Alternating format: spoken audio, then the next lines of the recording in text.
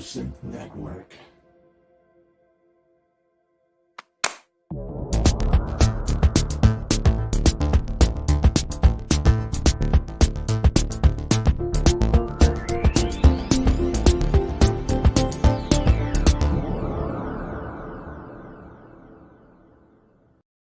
And a very good evening, good morning or good afternoon, depending on what part of the world you are in. Welcome. This is the Synth Network live show, and I do remember the number this time because it's a very important one. It's episode 52, which, technically speaking, is a full year for us since we first came on air and toyed with the idea of doing a little live thing, talking about techie stuff, and it seems to have stuck around, and that's all down to you guys. But it's also down to my fellow co-hosts and, of course, a dearth of wonderful special guests. And we have one very special gentleman joining us this week. Let me introduce you to, first of all, Ben Simpson, Cryss Synthient, and Philip Taysom of Modal Electronics. Welcome, one and all. How are you? Good evening. Good evening. Good evening. Look at you with your splendid background, joining in with everyone else's there. Rather good. It's definitely man cave.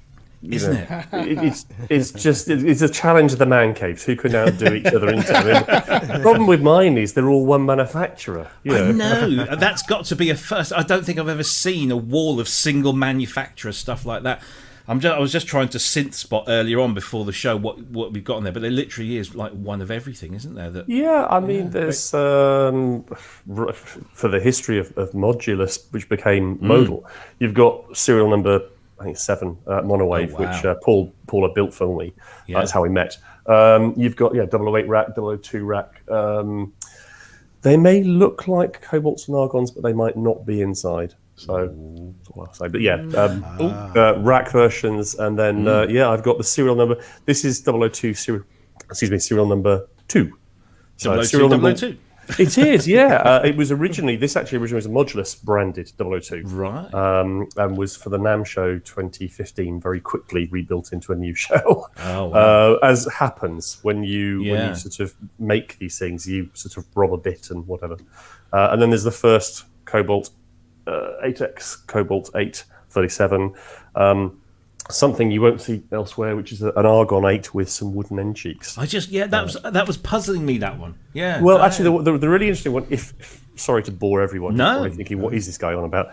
If you look over there, there's an argon 8, which looks very unusual. That's the first proto. That was the one we showed at NobCon in Chicago. And that has it's naked. It has bare bamboo end cheeks, so they're not painted. Yeah, because that's the thing with these. Is there a name for the range? For this cobalt and argon thing, do you have a platform name?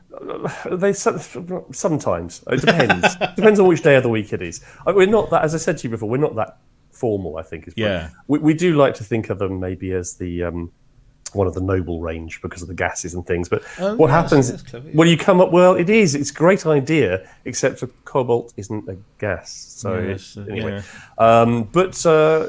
we just try and make it what we think will be a great instrument. But so that's the very, very first argon 8. Wow. You got the very first sculpt, the first black and the first white one. Nice. There's Craft Synth, Craft Rhythm, and another Craft we never released. Mm-hmm. Hiding away over there. So there's a few bits and pieces. So is this work or at home? Well, what's the difference under COVID? I mean, lockdown. It's very true. There isn't any difference. This is actually home and has been work for about 3 years now. Oh, cool. So for lockdown, it's been the whole sort of 8-second commute from the bedroom down to here, and But this is a lot of testing goes on here. Sorry. Cool. Oh no, I think I figured out what those couple that you mentioned were that are look like I think you said argon and a cobalt, but are secretly something else. And given its modal, if they're secret, it must be 007, right? We did. I mean, given your awesome April 1st spoof yesterday, I mean, that really was. It wasn't the best. I mean, it was one of the best. No, it was. I mean, I thought that the Rupert Neve scented candle range. Oh, that was. I didn't see that. Oh yeah, there was Sharpie, Solder, and was it Old Pop Shield? Oh, I'm going to have to dig that. So they're scented candle range. But we did do a 007 April Fool Day, and the lawyer said, just don't do it. Don't do it. I was speaking to John yesterday. He mentioned about something you were trying to do this year but didn't. I won't say anything on air, but he was... yeah, that would have been funny. Maybe another time. I'm trying to think what that was. It's something he probably hasn't told me about. Probably. Sorry, John. So anyway, before we crack in with everything, let's just get the business stuff out of the way. So as you are well aware, you're watching the Synth Network live show, and of course you can find us on all of these places: Twitter, Instagram, Facebook, and of course YouTube, where I guess most of you are watching from. You can also email us at any time if you've got any questions, suggestions, or you genuinely want to berate us for anything. info@prosynthnetwork.com. And of course, we do appreciate your donations, which helps keep us on the air. Honestly, it isn't a Bahamian holiday. We're not doing anything like that. It just keeps us going, and the link is in the description down below, but it's also there on the screen. /PSN-donate, and that just helps keep us ticking over very nicely. There you go. That's all that stuff out of the way. Coming up, we've got a whole bunch of news topics to discuss. There's some very interesting ones. There's some sad ones. But also, of course, we'll be spending most of our time talking with Philip about his career, about Modal Electronics, what they've done, what they may be doing, as we've had a little sneak kind of teaser just there as well, but obviously we won't be pressing him too hard. And and if you've got any questions, then please do throw them into the chat room on YouTube, or if you're watching on Facebook or on Twitter, please do throw them in there, and make sure you just tag at Synth Network or Ben Simpson or Cryss. Cryss goes under Synthient Sound. And that way we can see all of that stuff popping through, because obviously there's a lot of comments. And welcome to you all. I'm not going to go through names because there's so many people there, but thank you again for joining us. We appreciate your patronage as always. So I think let's do a couple of news topics first, get a few things out of the way, and then we'll crack on and talk about some other bits. Now, let me just drop because we know who everyone is now, so let's just drop the names off of there. Let's move to the first news topic. I suppose it's probably best to get this one in first, because it is quite important. It's also rather sad news. And this is the news that came out on Sunday that Malcolm Cecil, one half of Tonto, or one half of the creators of Tonto, has passed away at the age of 84. If you're not familiar with Tonto as a synthesizer, I think anybody that's into synthesizers should be. It's this amazing construction of modular synthesizers that was predominantly ARP and Moog, and there was a whole bunch of other bits thrown in there. And it was, for me, it was, and the pun is intended, instrumental in the making of 4 of the 5 great Stevie Wonder albums of the 70s. And that's where I kind of first found out about Tonto, and then actually went out and bought some of the original Tonto albums. But along with Bob Margouleff, Malcolm Cecil was one half of that act, Tonto's Expanding Headband. And honestly, the amount of artists, it lists it here in Rolling Stone: Minnie Riperton, Joan Baez, Quincy Jones, Bobby Womack, Weather Report, Gil Scott-Heron, Harry Nilsson, James Taylor, Diana Ross, Little Feat. All of these benefited from the amazing brains of these guys, and it's just sad that another one of our number has passed away. Let's go to Philip first. Philip, obviously you're a massive synth head, so I'm sure you're absolutely familiar with Tonto. Did you ever get to meet any of these guys? The NAMM show is a strange place. It's very hard to explain, because you can be 1 minute talking to somebody who's maybe a dealer, and then the next minute somebody who's been your hero since you were a kid walks past. And Malcolm came past on the stand, I think from memory 2015, and I remember talking briefly to him. An incredibly charming man. I think for me, Tonto was special not because of the contents. It was Serge. There's an awful lot of Serge modular in there as well because of the Californian connection and the whole spin out. But it was actually the fact that it was one of the very first systems integrations of multiple synthesizers, and that was the genius. It was actually connecting things which weren't designed to work together and actually making them work in a cohesive way. Plus, of course, being a film star. Yeah.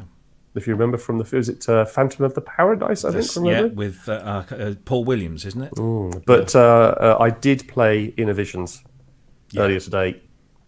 I've got Living in the City just going through my head, that lovely ARP. I presume it's an Odyssey, a Whiteface, lovely lead line. Yeah. Very sad. And these are the guys who really did pave the way. They took the risks, they did the crazy stuff, they did the things. I mean, the joystick, for example, in 002, 008, Argon, Cobalt, was inspired by, I remember watching a video of somebody using the joystick on the Tonto because it was freely assignable. It's not just pitch and mod. But I believe, correct me if I'm wrong, I think that Tonto was the first instrument to have pitch and mod in that sort of predefined way. So, amazing. Desperate loss. Very rest in peace. Yeah, absolutely. I mean, say that those Stevie Wonder albums, and I remember hearing, I can't remember which documentary. Obviously, there's lots, but there was one where they focused really well on what Bob and Malcolm were doing with Stevie, and how they, on that particular track, got him to do it over and over and over again. Not because he was doing it badly, but they wanted anger in his voice, so they just wound him up. And what a great way of doing it. No, let's go for another take. And Stevie's like, no, that was great. That was a really good take. Now let's do it again. So he's getting more angry because it suits the song, because it's a brilliant song. I've got images of the cowbell recording session coming along here. Oh, right, yeah. Cowbell, just need more Yeah, cowbell. more cowbell. Give me some more cowbell. Cryss, were you familiar with Tonto's work and both as as a band and as producers and synthesists? Yeah, not as much as you guys. And in fact, I'd be very curious to hear, because I mean everybody knows about Tonto, and sorry to hear about Malcolm's passing. But as far as tracks go, like for maybe someone who hasn't been into Stevie Wonder as much, other than what's on the radio. Or anything that has that Tonto synthesizer on it. What tracks would you guys or anybody in the chat would be recommended listening for someone wanting to hear that instrument in action? Well, I would say both the Tonto albums, which the names escape. I've got them both downstairs, but I haven't. Zero Time was one, wasn't it? Forgive me. Probably the most listened to track is the Rugrats theme tune. Of course. Mark Mothersbaugh, I believe, housed the machine the system for quite a long time, and because wasn't it? It was originally at Electric Lady, and then and then moved to LA. Yes. Can you imagine moving that? I mean, I know it's like just trying to move a couple of synths. So the number of modules, the number of sequencer modules, because again, I was doing some reading earlier and learnt. It's lovely to learn things now about stuff from 50 years ago, but actually, we used interconnect from 747s, which I thought was just incredible. So actually, some of the patch matrix stuff used 747 looms. Yeah. So, but like you say, it's really interesting that these were guys that are pioneering that kind of interconnectivity between hardware that wasn't designed to be interconnected, and like them and guys like Don Lewis was doing similar things with his stuff. And this was years before MIDI was even thought of, let alone. Well, it's years before CV Gate. I mean, this would have been as an open standard, 1 volt per octave. So no, it was, and just visually a very beautiful thing. It's very awe-inspiring, and I presume that's why they used it in the film.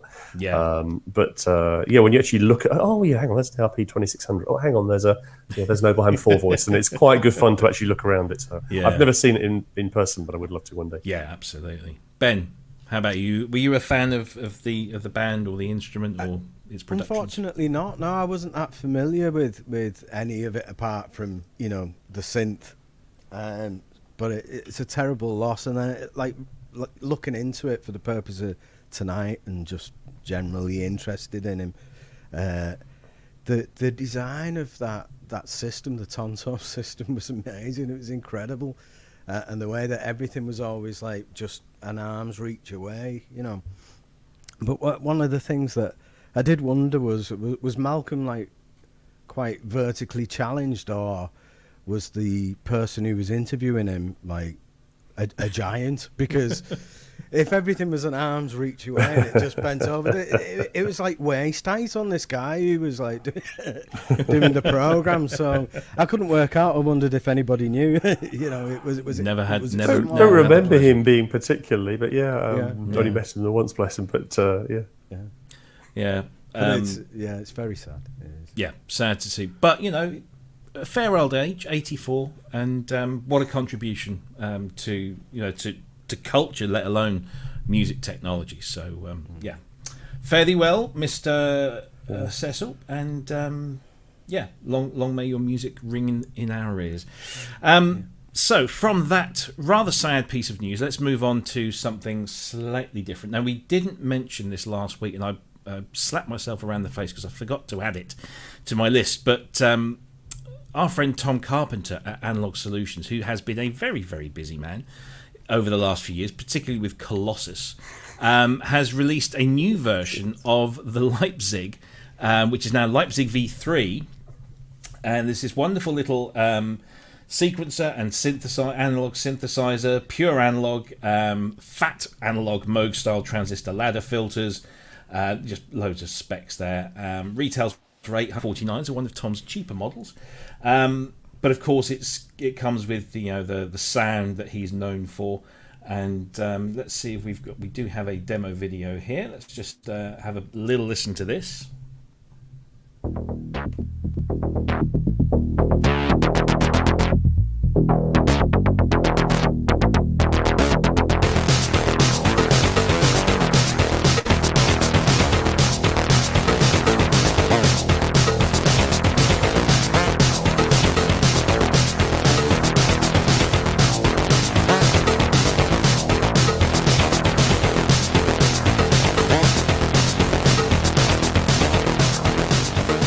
So yeah, that's Leipzig V3, which apparently isn't a new machine. It's kind of just like an update to the previous model. It's been entirely redesigned to improve reliability, quality, and other manufacturing considerations, and is now available just the desk type. That's not a rack mount anymore. So he's just kind of, I guess, what's the word I'm looking for? Consolidated everything and taken into account some feedback on certain things, and come up with this new version. Cryss, let's go to you first. Your thoughts on the Leipzig V3? Yeah, sounds good. Their other synthesizers have also sounded really good. I don't have any experience playing one, but I've always liked the sound clips on them. And it gets to be a kind of thing I find that, it's like monosynths. I have enough of them. I have probably too many, but there's that attraction to the sound that that sounds good. I would like to have one of those.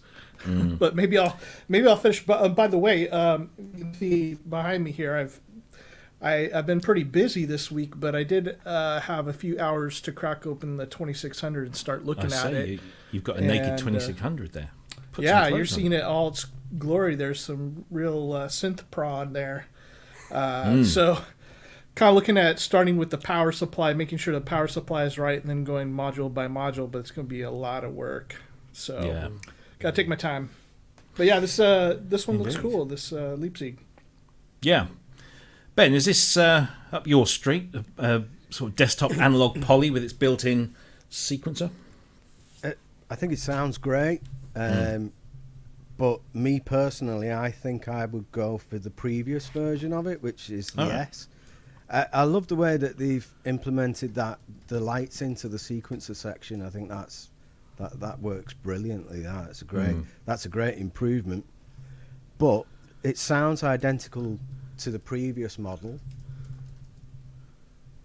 and the previous model was rack mountable, which it's a big no for me. I don't want loads of desktop modules all over the place. You know, it's messy. It gets on my nerves. So it's got to be rack mountable, and Modal do that all the time. So stop sucking up to the guests. I'm just saying. It's a no for me. Yeah. No, I think Tom's obviously done a bit of market research, intentional or otherwise, and he's made some improvements to this based on feedback, and I'm guessing that some of that feedback was let's we don't really rack mount, we want desktop. So maybe it's just a cheaper way for him to do it. I don't know. From a manufacturer's perspective, what do you? Yeah, I mean think that's you're absolutely spot on. I mean, Ben, I come from an age where I just want to get stuff into a rack and neat, but actually, what I was educated by our customers more and more that they are building in the way we would build a keyboard rig, a Rick Wakeman-esque keyboard rig. Customers, particularly younger generation customers these days, are gravitating towards setups of desktop modules. I mean, in fact, Nick Back from Sonic State did his setup. I think he called it his plank setup for a gig he did a couple of years ago in Bath, where literally he just had bits on a piece of wood and he carried the whole rig with him. It was a really clever idea.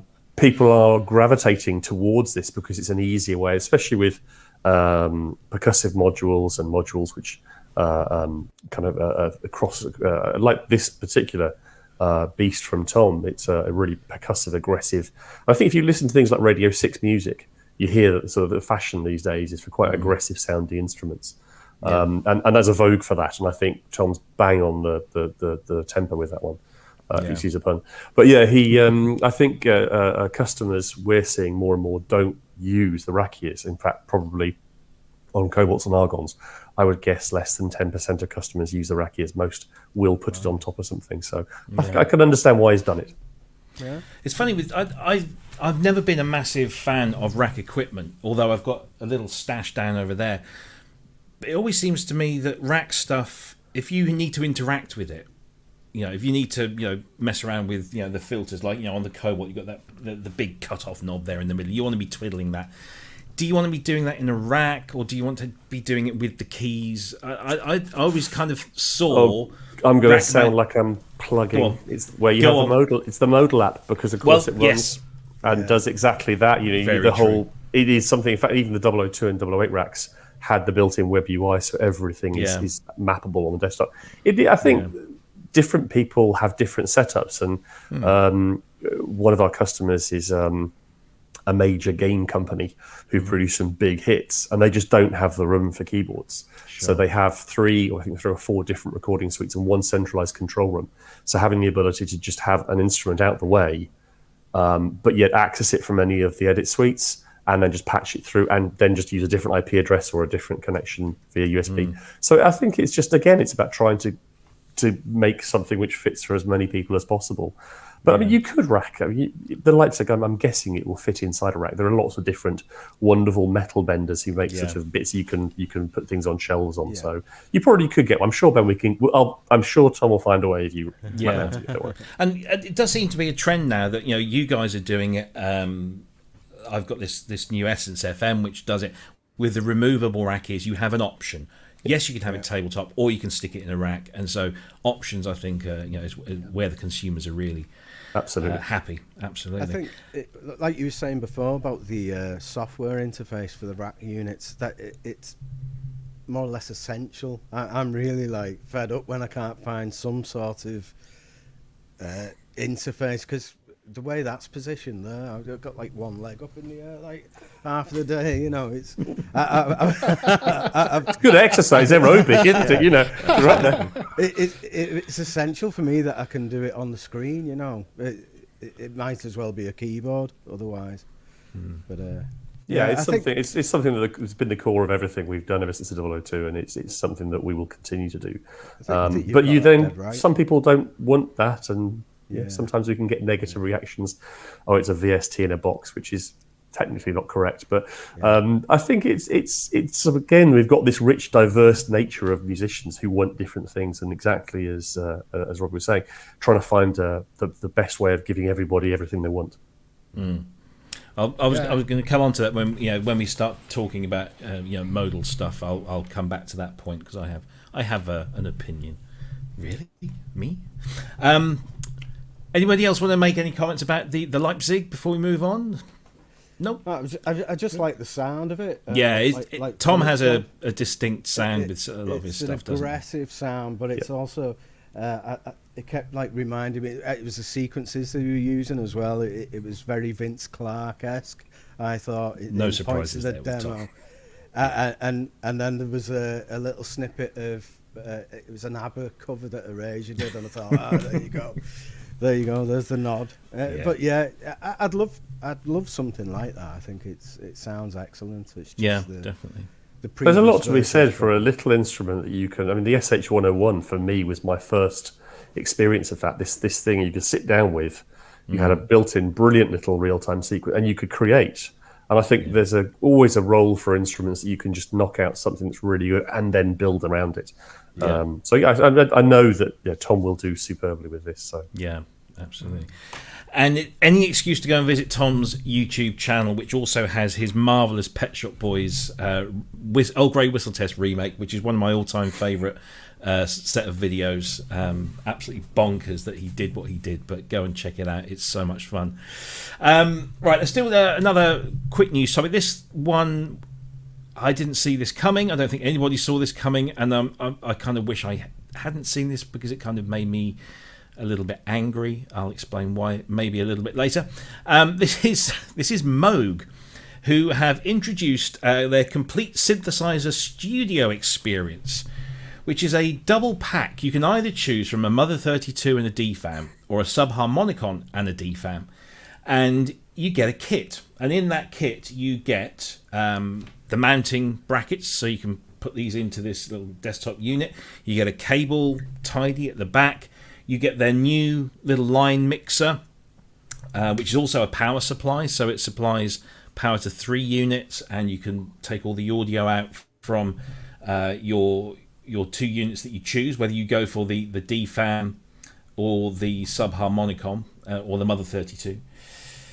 And then there's this kind of gimmicky push-out kind of stuff where you roll dice and it tells you how to create patches. And there's a patch book in there as well. And I just... My instant reaction to this was, does it come with beard wax and a lumberjack shirt and a flat cap? Because this is surely aimed at the hipster market. Or am I missing the point? Somebody convince me otherwise. Anyone?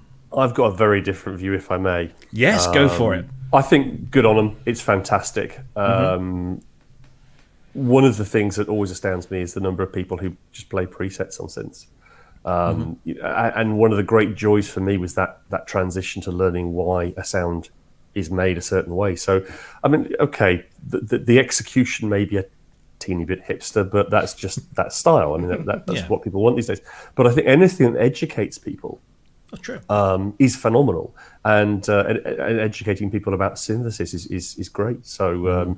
And it's kind of tough to come up with new products under everyone being under lockdown. So it's quite a good way of using your resources. So forgive me for disagreeing with you. No, not at all, not at all. And I really like the way that Moog in the past, particularly with the Moog Fest, and they have these instruments that they create and allow you to build, and that's great. That's fantastic because you're learning about how these things connect together as well as what they can actually do.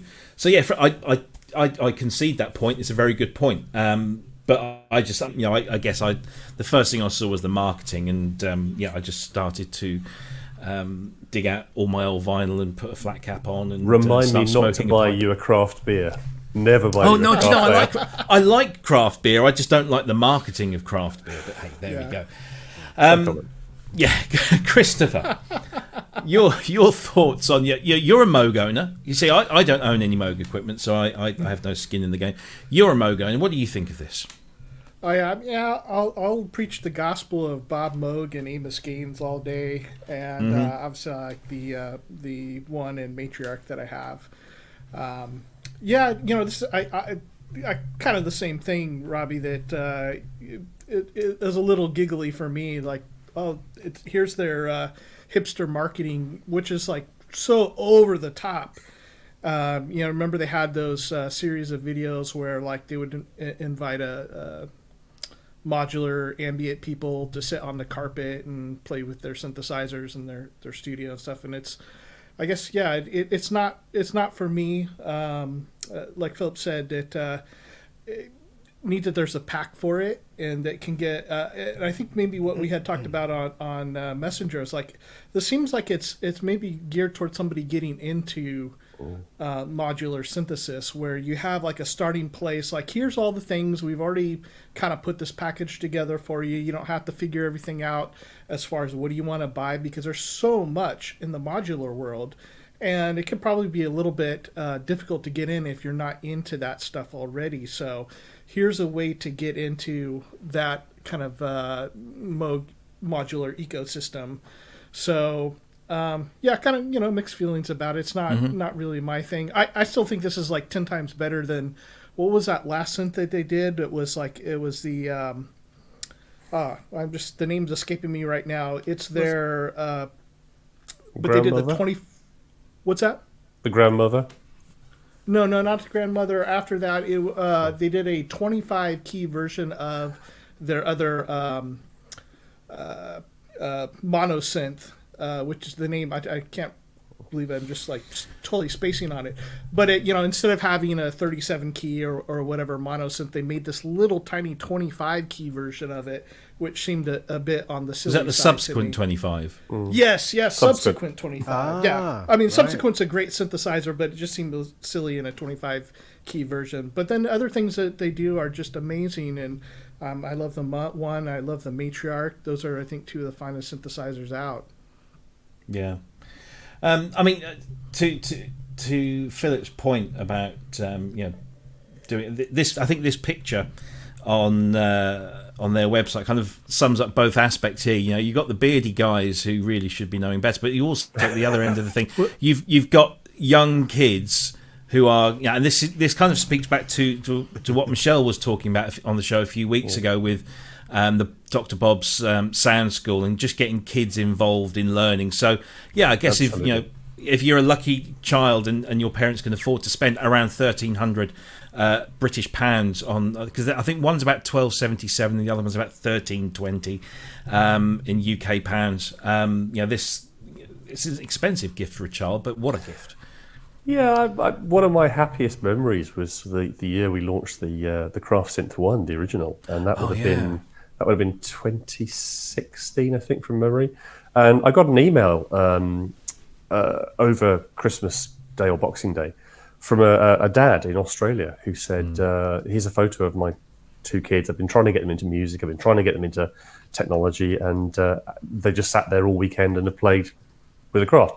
And I think anything that, especially, and I have a 15-year-old version who might or might not be listening upstairs, but trying to get any kid interested and invested into STEM, as we call it these days, science, technology, engineering, maths, is really difficult because when I was younger, everything was a mystery. Certainly wasn't the internet, or Encyclopedia Britannica was probably usually wrong. So if you wanted to learn about something, you took it apart and then worked out why it didn't go back together again. And I think that anything that encourages that is great. But yeah, hipster, understand that's not my style, but hey.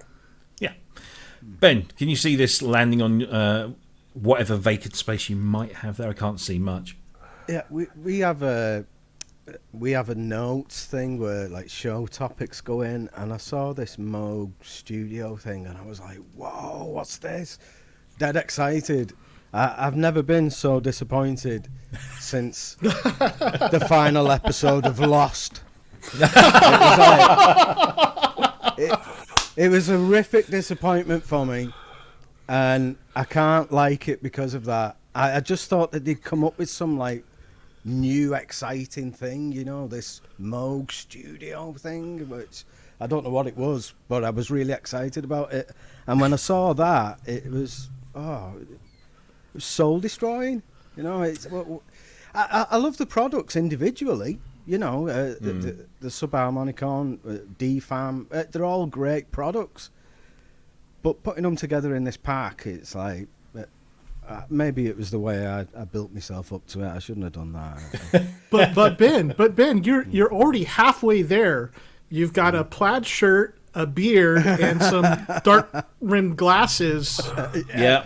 Add the craft beer and this set. And last week he had the plaid jacket, didn't he? And the waistcoat and the I mean, come on, this is your prime target. You know. Yeah. I'm a replacement hipster. I'm that old. You know, Very good, very good.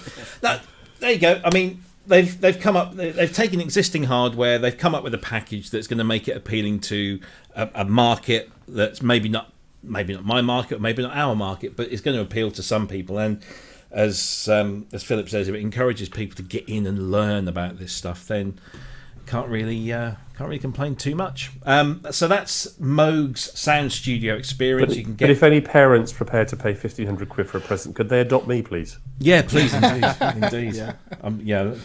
Thankfully, my son is mostly into Logic and plugins rather than hardware at the moment. Although he does sneak in here every now and again. But yeah, I'll try and keep this away from him. But yeah, so that's the Moog Sound Studios. So they're 2 packs. So you get a Mother 32 and a DFAM, or a subharmonicon and a DFAM. You get the line mixer, which is also the power supply, a bunch of patch cables. You get patch cable organizers. You get all the hardware to link these all up into a little standalone unit. There's patch books. There's randomizer patch games that you can create. It's kind of a kind of a fun thing to do. It would be actually nice. It would be nice if these were found in schools, because I think they go down really well in that market, for sure. Okay, well let's pause the news there, and we'll come back. We've got some interesting topics on some new releases, both hardware and software. But let's now focus on our guest, Mr. Philip Taysom of Modal Electronics fame. I was doing some research because I do know a fair bit about you. I've been a fan for a number of years. You don't work for the Inland Revenue, do you? No, I don't know. No. But it turns out that you have been involved in my life somehow since I was a teenager, which was a long while ago. Because I found out that you worked for Activision and had a hand in games for the Commodore 64, which was like my favourite computer. Sinclair, Spectrum, all sorts of amazing. I met some really incredible people. It was a really amazing time. I mean, some of those games, particularly the Activision stuff, R-Type was a absolute favourite of mine. Yeah, belting game. On the 64? Yeah. I had that on the Mega Drive. Yeah, the best implementation of all, by far, was on the Spectrum.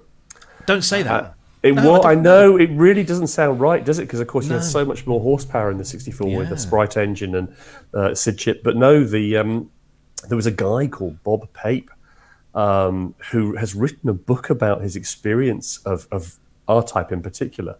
I remember Bob in the really crazy days. I mean, if you think the music industry was a bit ropey, the games industry was unbelievable in the 80s. It was quite incredible. I mean, you had enormous mega $1 million companies whose entire product release schedule was based around a guy, generally, not sexist, but generally blokes, kids who were sitting in a bedroom writing a bit of software. And if anyone's actually been involved in any code development, it doesn't always go to plan. And so it was a very strange time. And the music was always tacked on at the end, always. You literally, the music had no budget, and it was certainly on original games it was and that's why I love Jeff Minter, if you remember Hover Bother, and Revenge of the Mutant Camels and all those. He was just because it was literally one guy, Jeff, in Tadley. And Rob Hubbard was another classic, wasn't he? He was, some of his stuff was brilliant. It was a crazy time, though. It really was. And then we went to the sort of 16-bit era, and as it went to the sort of PC era, it became very much more like a movie production as opposed to a bunch of hackers doing something. And that's when I got out. It wasn't interesting then. But yes, I have the right. So you touched my life in the 1980s.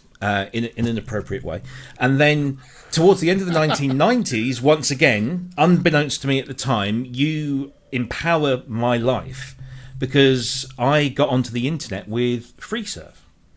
and Thank you. Thank had you very a much for hand your business. Very kind. in that. Yes, well, absolutely. I mean, so for those of you that don't live in the UK, I guess the model was slightly different elsewhere. But back in the mid to late 90s, the internet was a thing, but it wasn't a massive. It wasn't as it is today.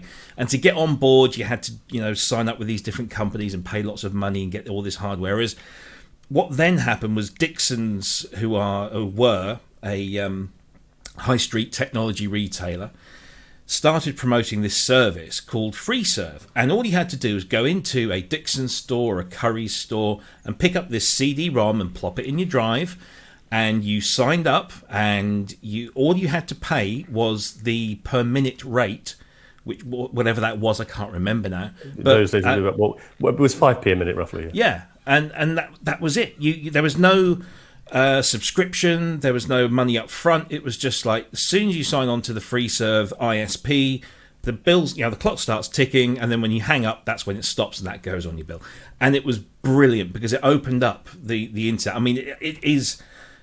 I think it's undisputed that what you did at FreeServe just opened up the internet for everyone here in the UK, for it to become the kind of thing that it did over here. So thank you for that. Well, I was only one small player. Of course. The guys, there's an interview that was done a few years ago on a more business magazine basis.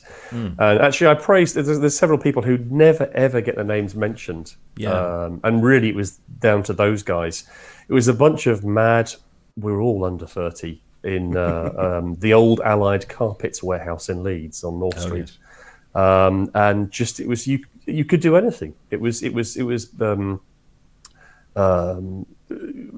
nothing had been done before, so you could reinvent things, you could do things differently.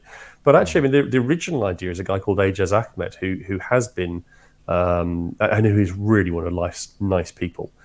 He actually worked for DSG, Dixon Stores Group Retail, and he worked in the store selling Packard Bell computers. And he thought, well, hang on, if only we could just give a connection away. And that was really his idea, and lots of things going wrong, including Packard Bell going bust just before the whole thing launched.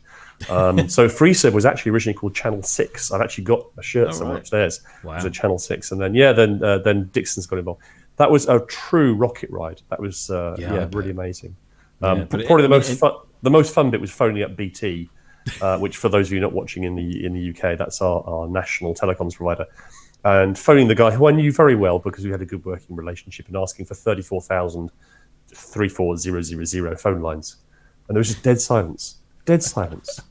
And you could hear hysterical laughter and people falling off their chairs. It was a very strange time. Yeah, I bet. But yeah, I mean, hugely influential, and lots of people would not have got online as soon as they did if it wasn't for that. And so that was pretty remarkable. And so then, I guess you've always been into music technology, but you then obviously surface again, as far as we're concerned, with Modulus and Modal electronics. So what took you from telecoms into, was this just like fulfilling a dream, or what? How did that all come about? Yeah, absolutely. I mean, I think the first thing to mention is being 10 years old and playing an MS-10 and having my mind just expanded. It was just an incredible moment.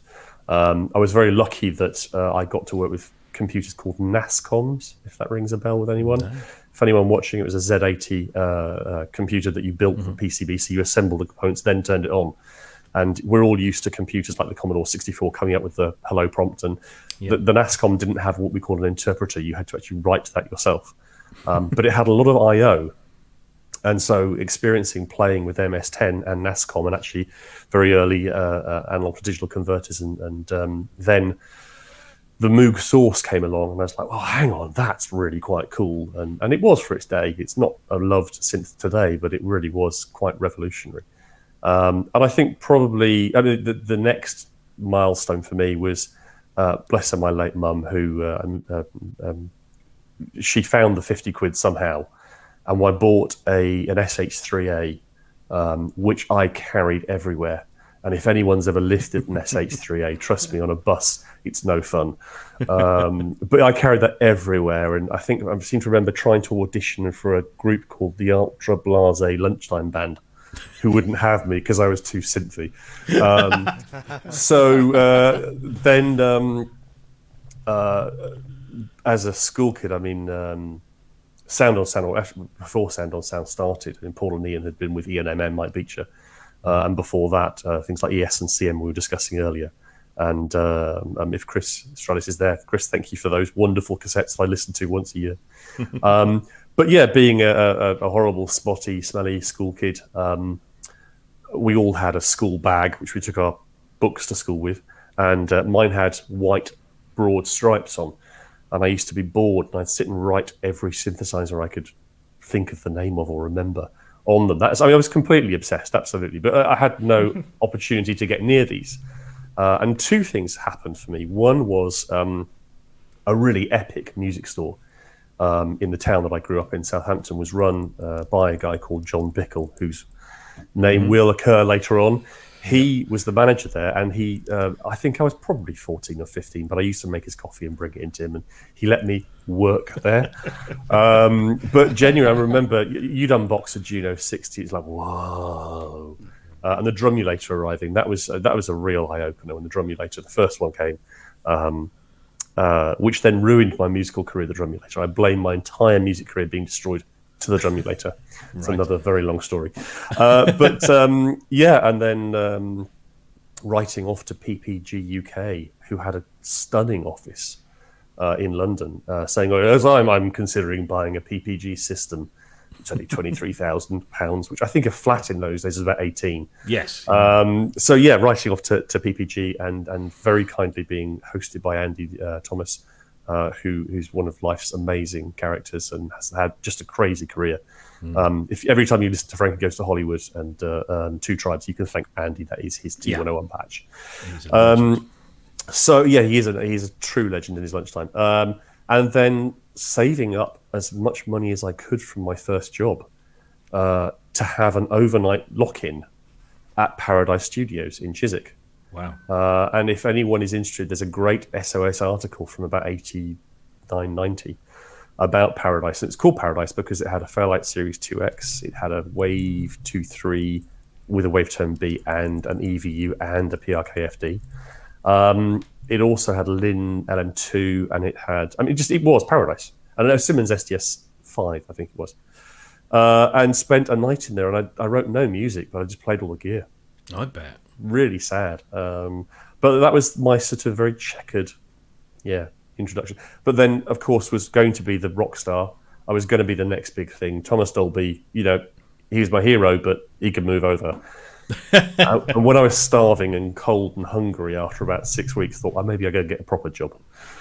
So that's how I came into it. So there is a connection, but no, technology, absolutely, always. And I think that when you can make technology change people's lives, then that's a great thing in whatever way. And FreeServe was an amazing time because you had some horrible things. It's very interesting watching a television program about some of the police investigations we had to go through. That was not so much fun. But other times when school kids got into computing, which they'd never, and online, which they never would have done. But it's about the tech. Yes, it's the technology that's always driven me mad, but it's the music tech in particular. But the big defining moment for me, I can still remember sitting on the edge of my bed watching it on a 14-inch black and white portable, was the South Bank show, interviewing Peter Gabriel about what became PG4. Changed my life. Yeah. I mean, that for me, if anyone hasn't watched, I believe it's on YouTube, I think. Yes, it is. If anyone hasn't watched it, please, in fact, just end the show, just press pause and go and watch that. It's far more interesting. But I mean, it was basically showing how technology could be used to make sounds that were not previously possible to produce music that was from his mind. And that was just incredible. So that's a very sort of potted history. Yeah. Does any of that make any sense? Yes, absolutely. I've just found it. You found Here we go. it. So this is on the aforementioned Muzine's website. which is brilliant because it just archives all of this wonderful, wonderful stuff. Paradise Refound, it's over there. So all you have to do is just Google Musines Paradise, and then the article is in there. Now, unfortunately, I've put this on the wrong screen, so I can't scroll through. Where is it? Here it is. Let me just drop this over here. But yeah, that was, I mean, it was called Paradise for a reason, and I don't think it lasted much longer after that period. There we go. But yeah, with a gorgeous DDA desk, I mean, a really lovely DDA. I think it was a 32-channel inline, really special desk, and an Atari MTR-24. It was, yeah, just such a place to go. Yeah, looks great now. Yeah, well, that's actually the second iteration. That was when the Fairlight. That was when the Series 3 was there. That was after I went. It was a 2X they had, Right. and the first time. If people haven't played with the iPad app, please go and get the free version, or even better for Peter Vogel, go and buy it. But I mean, genuinely experiencing what Page R is like, and then you listen to something like The Hounds of Love, or you listen to anything by Art of Noise, and then you think, wow, hang on, I can kind of see how they did that, and yeah. Interesting, they list the Fairlight here as a Series 3X. Which is a model I've never come across. Well, it was a special edition one. They when I was there, it was a 2X, definitely. And but no, that was a long time ago. But the Peter Gabriel show, or the South Bank show with Peter Gabriel, that just demonstrated to me that I'm a very poor musician. I'm a very bad player. I've been trying to learn guitar, and my wife keeps begging me to give it up, or at least put headphones on. But I'm a bad musician, and I think synthesizers give you a liberation. They give you a freedom to do things that you couldn't do easily with other instruments. Yeah. Did you see the Tomorrow's World as well? Did that have an impact? Well, the Fairlight one, because there was, I think from memory, correct me, I think there were 2 or 3 where they had the Fairlight in. It's the Kieran Prendeville one with where he's doing the Foley stuff. Hello, yeah. No. I think we're very lucky. I mean, for our friends watching overseas in America, what we call BBC is more like PBS, and we had these programs that really no one else would ever actually, no other country would make them.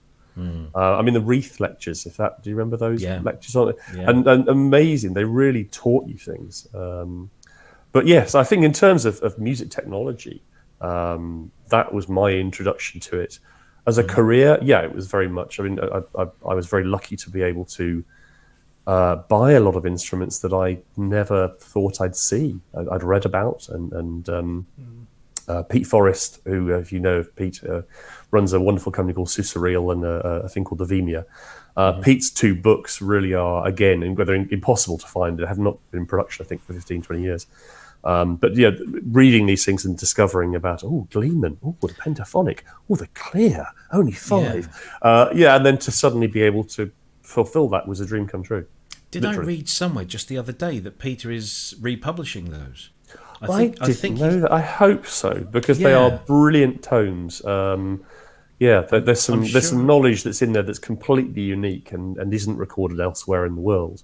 And Peter is just one of life's nice people. He's a great person. I've had some minor dealings with him, and he's absolutely brilliant.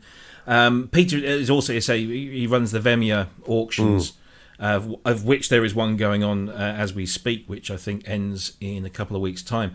But I'm sure I saw that somewhere in the promotion of that. Maybe it's something I got through via Sound on Sound.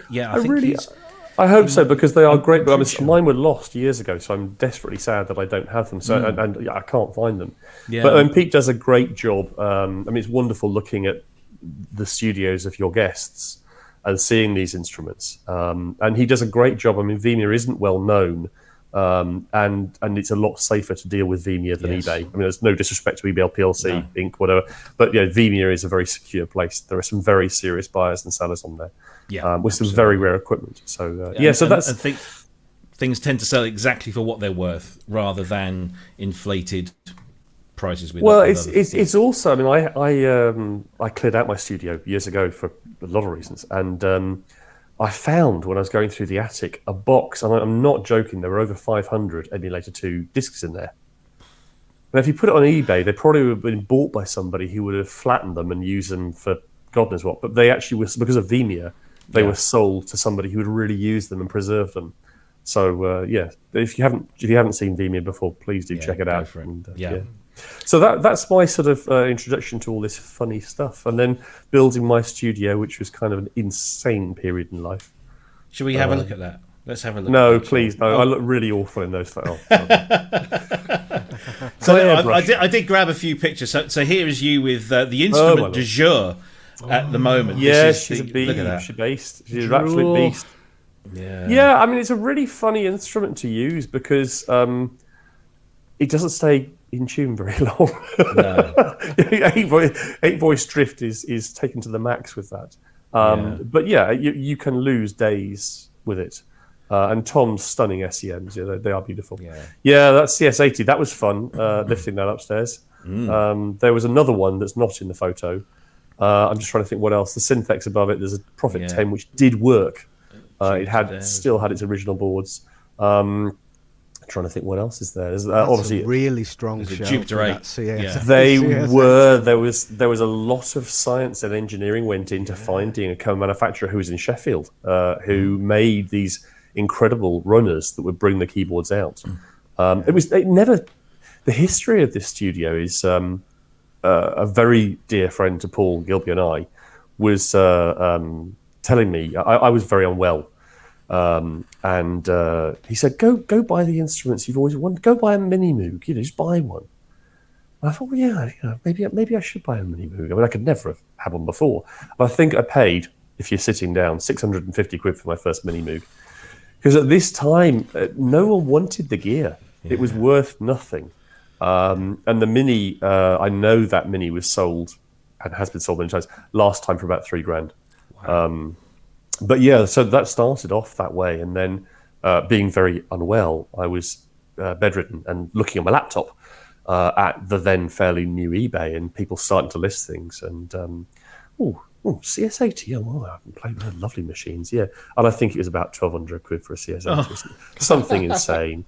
I mean, the Fairlight, the 2X, that was where everything came full circle, because I bought. This is absolute truth. I bought on an eBay auction a beautiful 2X that was absolutely pristine, and it came with an enormous sound library. And it arrived, and on the ignition key was a tab for the studio that it belonged to. Go on, guess which one? Oh, I don't know. Paradise. It was the Paradise. It was the one I'd used in 1980. 84, and so then to own that was a very wonder. But I think I paid about £1,000 or maybe £2,000 for that. Not a lot of money. People didn't really want the gear. I mean, your T-shirt, one of my favourite synthesizers of all time. I saw that they're selling for about. I think there's one on Vimeo now for £5,000. I'm keeping up. No, I haven't got £5,000. Beat up. £5,000. Well, again, I can afford the flight case. That's it. But trust me, I mean, the 5 you've got behind you is beautiful, but the 1 is just a different league, and they're just superb instruments. But yeah, so I think I paid £1,000 for a DX1. I had 2 of them. They're beautiful. Yeah. So your main controller in that studio was one of these, Yeah, it was from a PA. That one was from that particular keyboard came from the late Chick Corea's system. Oh, wow. So there were a couple of Synclavier. I had some very good friends who were based in LA, and they really helped me bring stuff into the UK. And I got a tip-off that Chick Corea was selling, or the Church of Christian Scientology, who owned it, was selling off his PSMT. And it was just in beautiful condition. I mean, the actual hardware, the racks all needed overhauling, all the power supplies were shot. So that's why I was empathizing about your story earlier when we were offline. And bringing that back to life, then interestingly, the 9600 doesn't sound quite as good. There's something in the analog output stage in the PSMT which is really quite special. I've never had any hands-on experience. I would not claim to be an expert in any regard on those. But what you say about the PMST being the more favoured one. Yeah, the 9600 has much more sample memory. More sample memory. It can do direct-to-disc, and because it was developed from the what's called DTD, the direct-to-disc. But they're a very strange company, New England Digital. If you ever got the chance, I remember going to the think it's the broadcast show in Olympia. And, you'd see their stand there. Everyone was immaculately suited and booted. They were a very corporate company. But the early ones, on the other side of the studio, there's an Orc, which was in stunning condition, with a little FM, 16-voice FM version. And I had been phoned by a friend who was a family friend of the late Maurice Gibb. Okay. And asked, the family didn't want people to go in to the studio, but because I was known by somebody, would I be interested in going in? And in fact, went in there, and there was the most immaculate Jupiter 8. I think it'd probably been used twice. A Lin LM2, which was perfect condition. And it had all been used for Barbara Streisand's Memories album, I think it was, that he had produced for her in that studio. But yeah, so that was the other synclavier system, and then there was another one that was a hybrid sample, synclavier 2 sample with FM. But yeah, they're amazing instruments, but they you can do everything that you can do on those instruments with other software and hardware these days. So, and they're very, very expensive to maintain, very hard to maintain. But good as replacements for central heating. Well, funny you say that. I don't know if there was a photograph in there, but I'll probably find some somewhere. This was built in the eaves. It was the only space that it had in this very old 15th century house of a garage block, and wasn't the best place for a studio because you kind of put big instruments in there. And of course, you've got a heat movement issue. And it was built of York stone. And so when it heated up, it stayed hot. When it cooled down, it got cold. There's Roy, bless him. I haven't spoken to Roy for a couple of years. Lovely man, very, very clever man. But to the my left hand where I am, there were 2 chiller cabinets that we built. So we literally got 2 double glazed doors and packed them out with heat insulation and made these chiller cabinets, which were triple insulated, so they weren't noisy. A lot of technical challenges. I mean, in fact, one of my favourite instruments of all time is just in between the pair of us. That's the Voyager 8, which really, the keyboard for it's just above it. There were 2 Voyager 8s, one left. There's the keyboard for one of them. But it was the modular corner at the back. I would never claim to have done anything like Tonto, but certainly it was wonderful talking about the late Malcolm Cecil. And the modular bit at the back was where there were there were different modulars from different manufacturers and all sorts of fun bits to make things work together. So I'm not sure if you got that photo, but yeah, that was probably. I was just going to say, in amongst all of that amazing equipment, Roy is sat there with an Oxygen-8 controller. Yeah, but it wasn't. Really odd. But hang on, it wasn't just any order. That's the whole point. The Oxygen-8, I see. The Oxygen-8 ran off batteries. Yes. And we hacked it to put a Kenton wireless transceiver in there. Right. So the whole point was, because the studio was quite large and you're wanting to, for example, I don't know, on the Nord modular, if you're trying to audition something, you could carry this little wireless keyboard with you. And again, it was way before wireless MIDI, the WIDI that you guys worked with at the Yamaha. It was way before anything like that came out. So yeah, it was this little battery, but it lasted quite a while. It would last about, I don't know, 2 or 3 days. Exactly. Yeah, so it wasn't just an Oxygen. Yes. Yeah. There's the modular corner. That is my favourite synthesizer of all time. I would have to confess, it is quite an amazing. There's a lovely story behind that one. There was a very lovely man called Kevin Leitner, who rest in peace. Yeah. Oh, Kevin, that was his 700, and when it was shipped over from California, we powered it on, and there was this delightful smell that wafted from it. And Kevin had sadly had MS, I believe, from memory, and he obviously was able to use medicinal marijuana, and some of it was left on those circuits as it warmed up. It was a joyful experience. It's funny, I was talking about Kevin just the other week. I've got a producer friend in LA who knew Kevin and got Kevin did a bunch of work for him, and he was the most respected Roland tech period in the US. He just couldn't stop saying amazing things about this guy, and never had the pleasure. Again, tragically, I dealt with him through a guy who brokered and found a lot of rare equipment, but I did get to meet his delightful widow. And spent some time talking to her at one of the NAMM shows.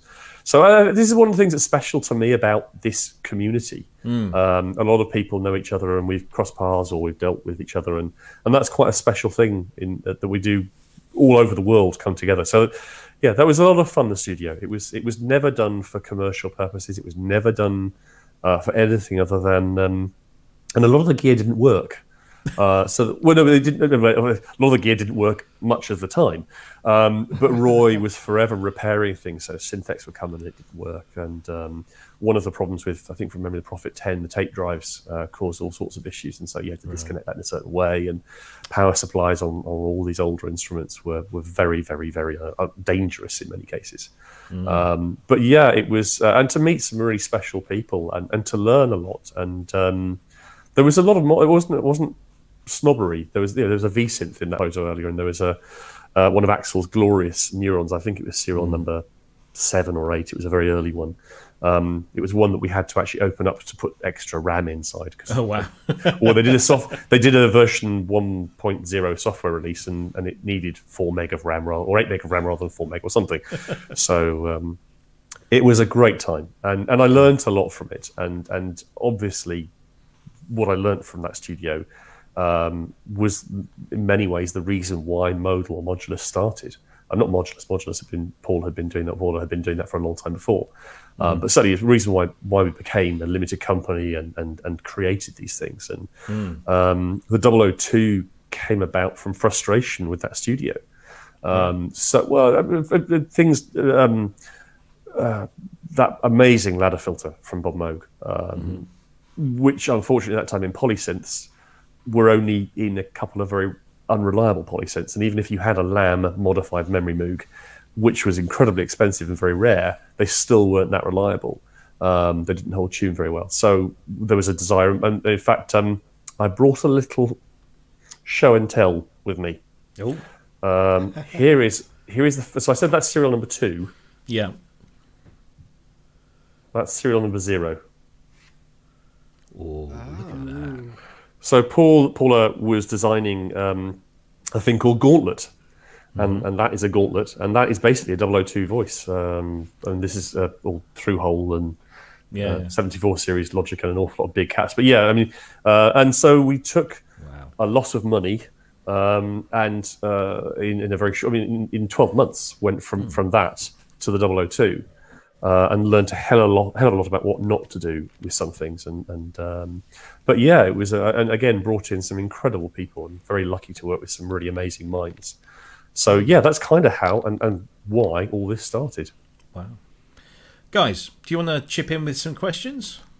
Got anything? I just, yeah, if I could, I'm just really interested in how hands-on you are with the development of the synthesizers. You know, is it do you go into the Modal offices and say, hey, I want to make this week, or is it like you more of an executive role now, or?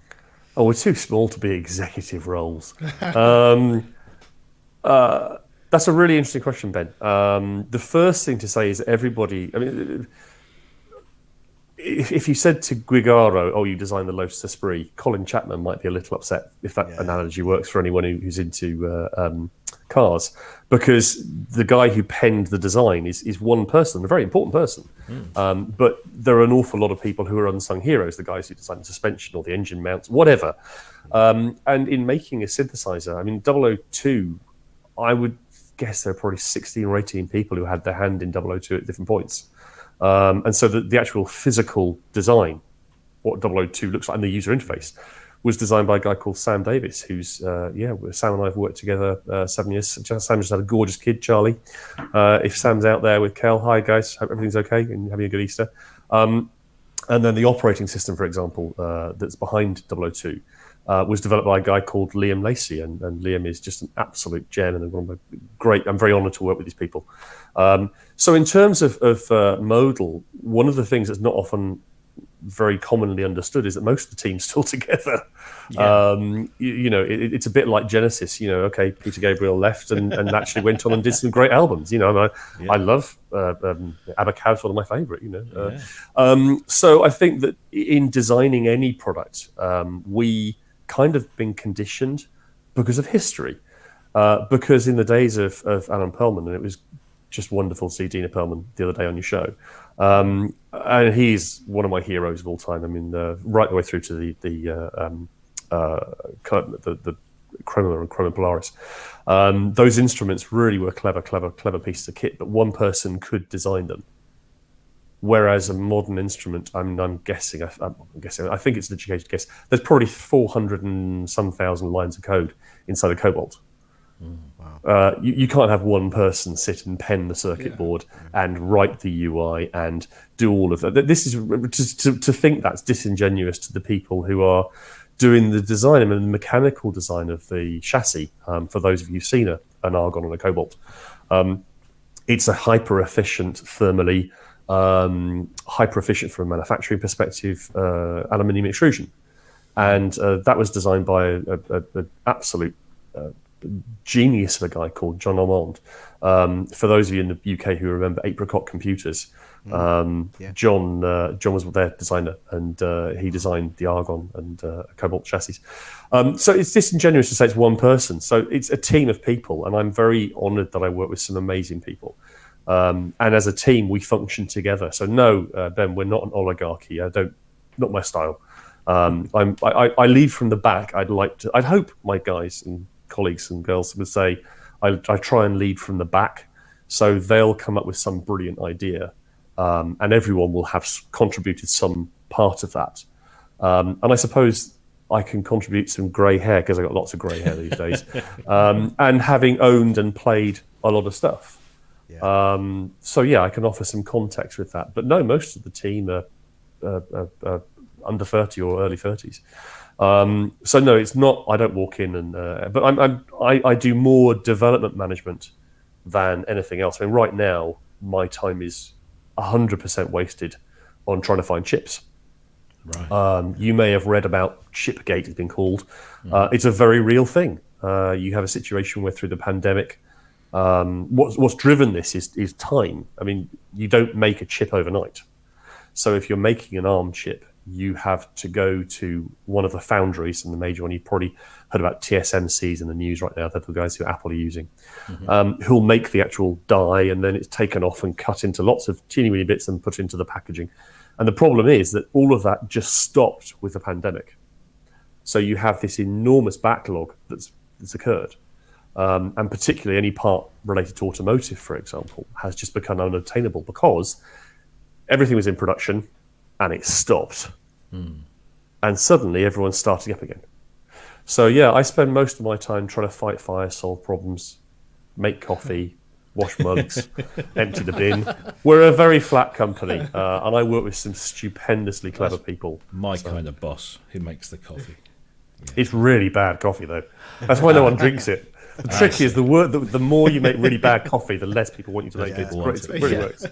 But no, I mean, as a company, we actually have been a distributed company for a while, and I don't want to leap to the defense of a competitor, but it's true. It's just that under this pandemic lockdown world, trying to work on developments where people have been used to being, I mean, everyone who's on watching, their day jobs will have been affected in some way.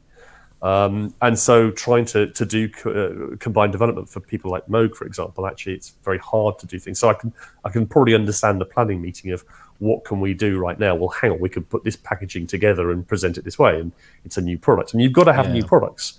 We're in an industry where people are always looking at the new. So yeah. No, I don't go in and tell people today we're going to make this. No. You mentioned about... Oh, sorry, no, go ahead, Cryss. Go ahead. Kind of building on Ben's question there, because you do have such a great team working for you. When you think working about the with me. collaborative... Working with me. Yeah, sorry, working with you. When you're thinking about having all these people work on these synth projects, what would you say for Modal is some of the more important aspects about synth design? And I'll leave that kind of nebulous because I'm sure your answer would be... Gee, thanks. That's a really difficult question. But no, there is a simple answer. It's capital I instrument. You can have technology is easy. Technology is easy. But an instrument is a device, musical instrument is a device which enables you to connect your soul. it enables you to express an inner feeling that you might otherwise not be able to. And I was very lucky that my school, I had a headmaster who I guess he probably did it so he didn't have to teach us, but he called it music appreciation. And age from 5 years old to 11 or whatever it was, sitting cross-legged, listening to anything, any kind of music, whether it be Grateful Dead, whether it be Bach, and understanding. And music, to my mind, is the best way of connecting to our soul. It's the quickest and the most direct route. So yeah, for Modal, the overriding directive is this an instrument? Will I be able to unlock creativity? Will this be usable as an instrument? So does that answer your question? It's not a techie answer, but it's a genuine answer. Yeah. So, that's really got what it has to be, because if it's just a collection of parts, then it's not going to be inspirational. Are there some of the aspects of those design decisions that play into it being an instrument? Like, are there things that you guys as a team prefer? Like, we prefer things this way. If somebody is coming, and maybe somebody that doesn't have a modal synthesizer wants to know what is modal about when it comes to synthesizers under the umbrella of making it a great instrument, what would you say? Not being shy. We were once described as a 002 is described as Sid Vicious in a wedding dress. I don't want a synth that's subtle and delicate. There's loads of wonderful, subtle, delicate instruments, but I want something that's a bit more in your face. And that's why what Tom Carpenter's doing earlier with the Leipzig, I think it's great. It's visceral. It connects you. And I made a statement when we announced Sculpt, because a lot of people were very confused by Sculpt, and in fact, it's taken a lot of time for people to understand Sculpt, that we actually had developed a completely new voice engine, which we have leveraged and grown and will continue to grow. It's not just a bit of code. It really is a core part of a voice engine to enable us to do some things we want to do over the next 10 years. So from that perspective, the voice engine is essential. If it doesn't sound good, what's the point? It's got to sound great. And certainly not being shy would be my hope. I'd like to be a relatively in-your-face sound. Construction, it's got to be solid. People do take these things out. We have, on 2 occasions I can remember, had rush repairs. One for J.J. Abrams, who was in the middle of something, and someone dropped the 002. We had to get it turned around within a day because they were in the middle of a film. That was last year from memory. And we've had other customers. Passion Pit's another one from memory. I think something took a fall down a staircase, and again, we had to repair it quickly. So these things have got to be robust. They've got to cope with being used. And that influences design decisions. So, for example, we choose to use encoders rather than pots, which some people don't like, and I acknowledge and accept that, but a lot of people do like it. They have generally probably 4 to 6 times higher service life than a pot, and also provide an immediacy when you do patch recall. It work better. So yeah, there are lots of elements. In terms of design decision, it's got to sound great. It's got to be expressive. It's got to not need you to have a PhD in science to understand how to use it and get something from it. And I think certainly recently, and I would take this on the chin, we have recognized it's got to have good presets, because they are the starting block. They're where people come into the understanding how the voice engine works. But I mean, other decisions. I mean, I remember the day we right from the outset, the 002 said this has got to have connectivity beyond just MIDI. 5-pin MIDI is amazing, but doing updates, an update should take a shorter period as possible, and SysX really isn't the right thing to be using these days over MIDI 5-pin ports, because I'm sure we've all been through the situation of trying to find a MIDI interface or an adapter, then realizing that it's causing the update not to work because of packet loss, and so trying to make something the industry calls them ecosystems. So yeah, there is very much a vision to try and make a product that's an ecosystem, and that's why the Modal app, everything connects together, everything, whether it be from a craft synth right the way through to a Cobalt or Argon. Everything, it lives together. But yeah, it's got to sound right. It's got to sound great, and it's got to be well built, and it's got to be straightforward to use and enable you to get to the emotion. Yeah. Does that make any sense, that answer? Oh, absolutely. And just want to give you some recognition for releasing an app with the synthesizer, which is something, I mean, there's some common themes that we've had on ProSynth Network, like why aren't more manufacturers doing this? And we have many times used Modal to beat up other people. Say like, well, look what Modal has done with the Cobalt and the Argon for this price range. The quality of the key bed and the housing and everything is just such a good fit and finish on everything. It's good sounding. They got an app for it. Why can't these other people do it like this? This is really an excellent example of it. Also, real quickly, because we've had some questions about other products, so I'm pretty sure everybody's, knows the Cobalt and the Argon really well. Tell us a little bit about your other synthesizers, if somebody doesn't know about the 002 and the 008 and, Sure. and the others. I mean, the 002 as an instrument is a 12-voice digital analog hybrid. It uses NCO oscillators, which are not synchronized, so they float purposefully, and that means you get this sort of phasing and separation that's wonderful. The filter is Paula's interpretation of Bob Moog's design, which has a pulse sweep, which is morphable and modulatable. So the 002 was created. I mean, one of the things that's really quite shocking is that we started work on this in 2013.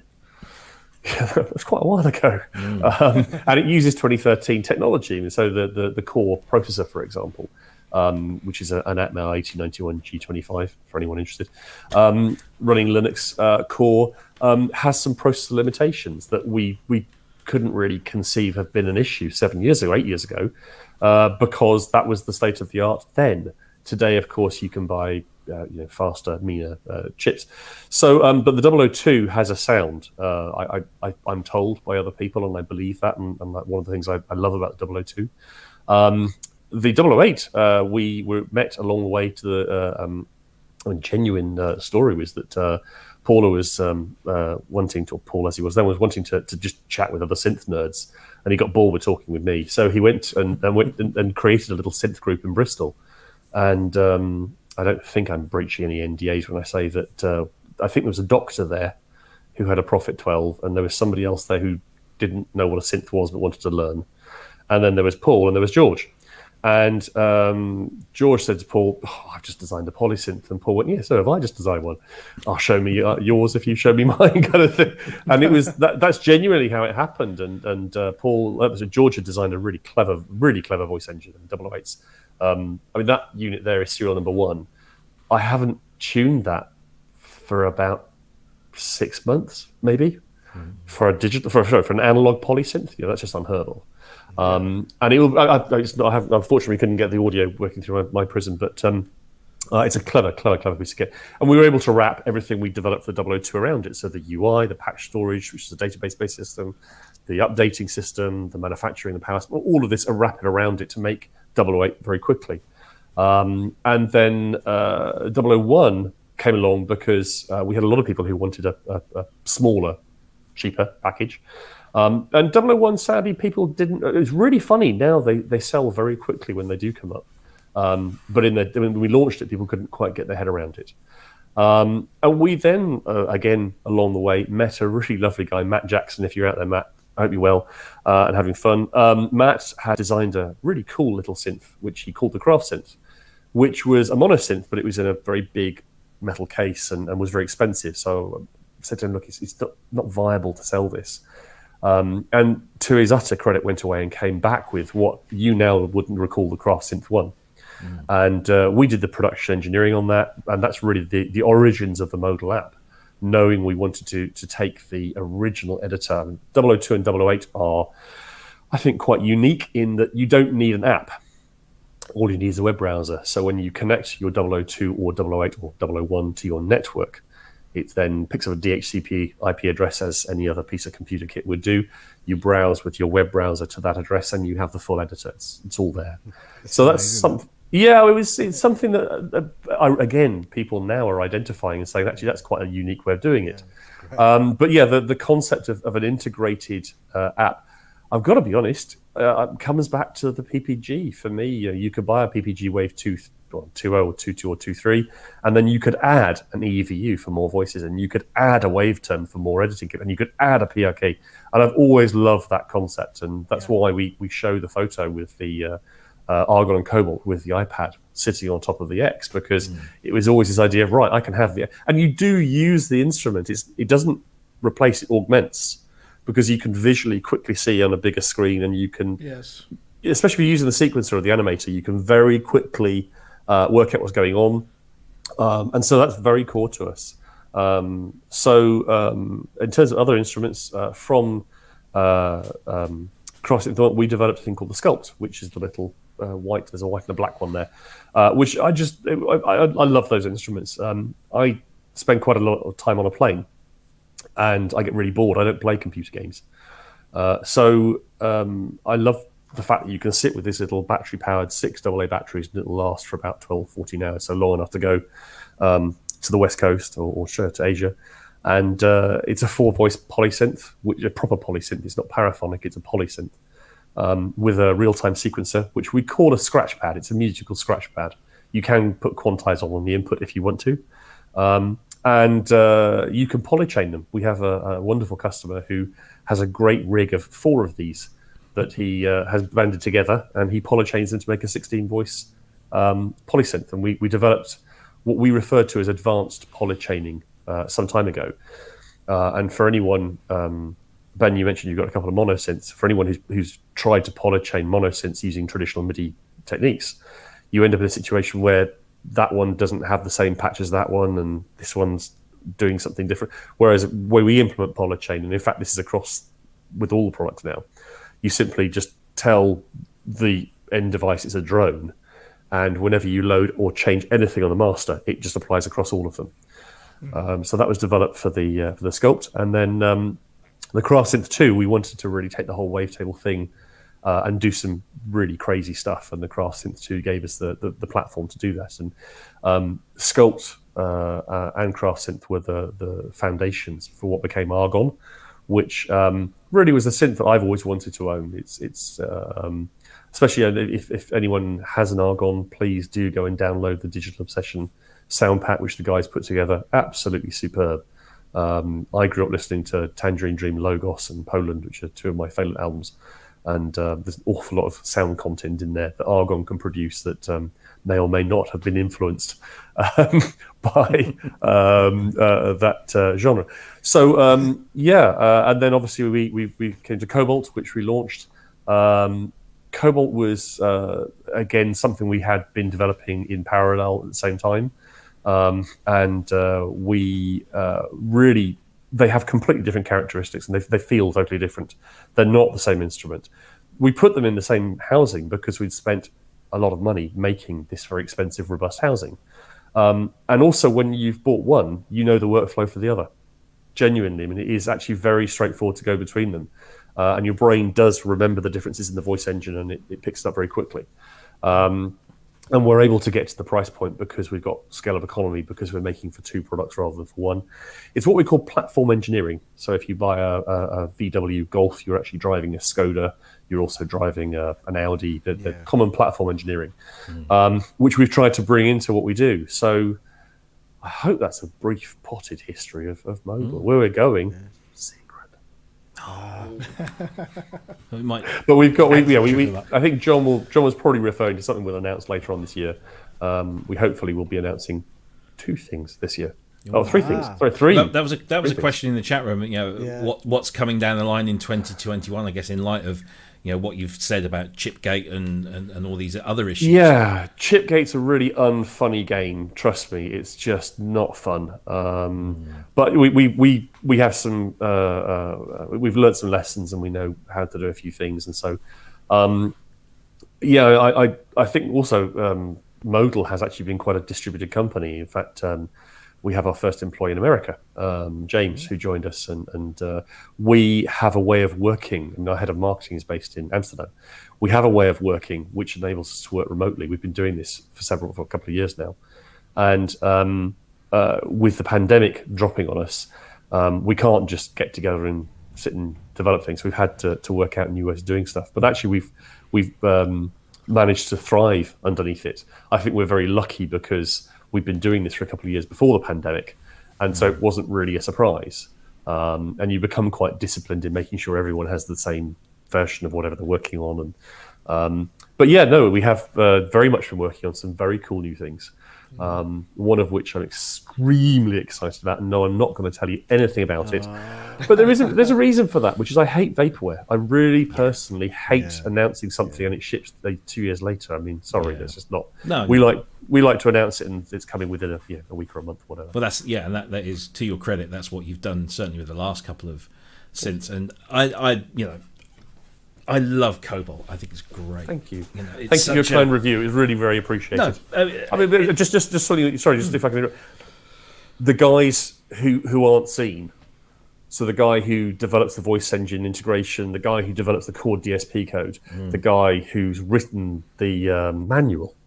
Yeah. When we get a review that acknowledges what we've done, it really is wonderful. So thank you for that. Genuinely, it's not just me or the marketing guys or sales guys. It's actually all the other guys at the back who aren't necessarily talked about. So I think because for me, the one thing with the Cobalt 8 was that yes, there's a lot of that's familiar about it from just a core synthesis level, but it's the way it draws you in and gets you spitting out new ideas so quickly.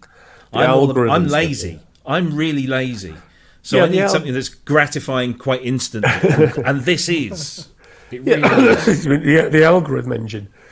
Excuse me. Apologies.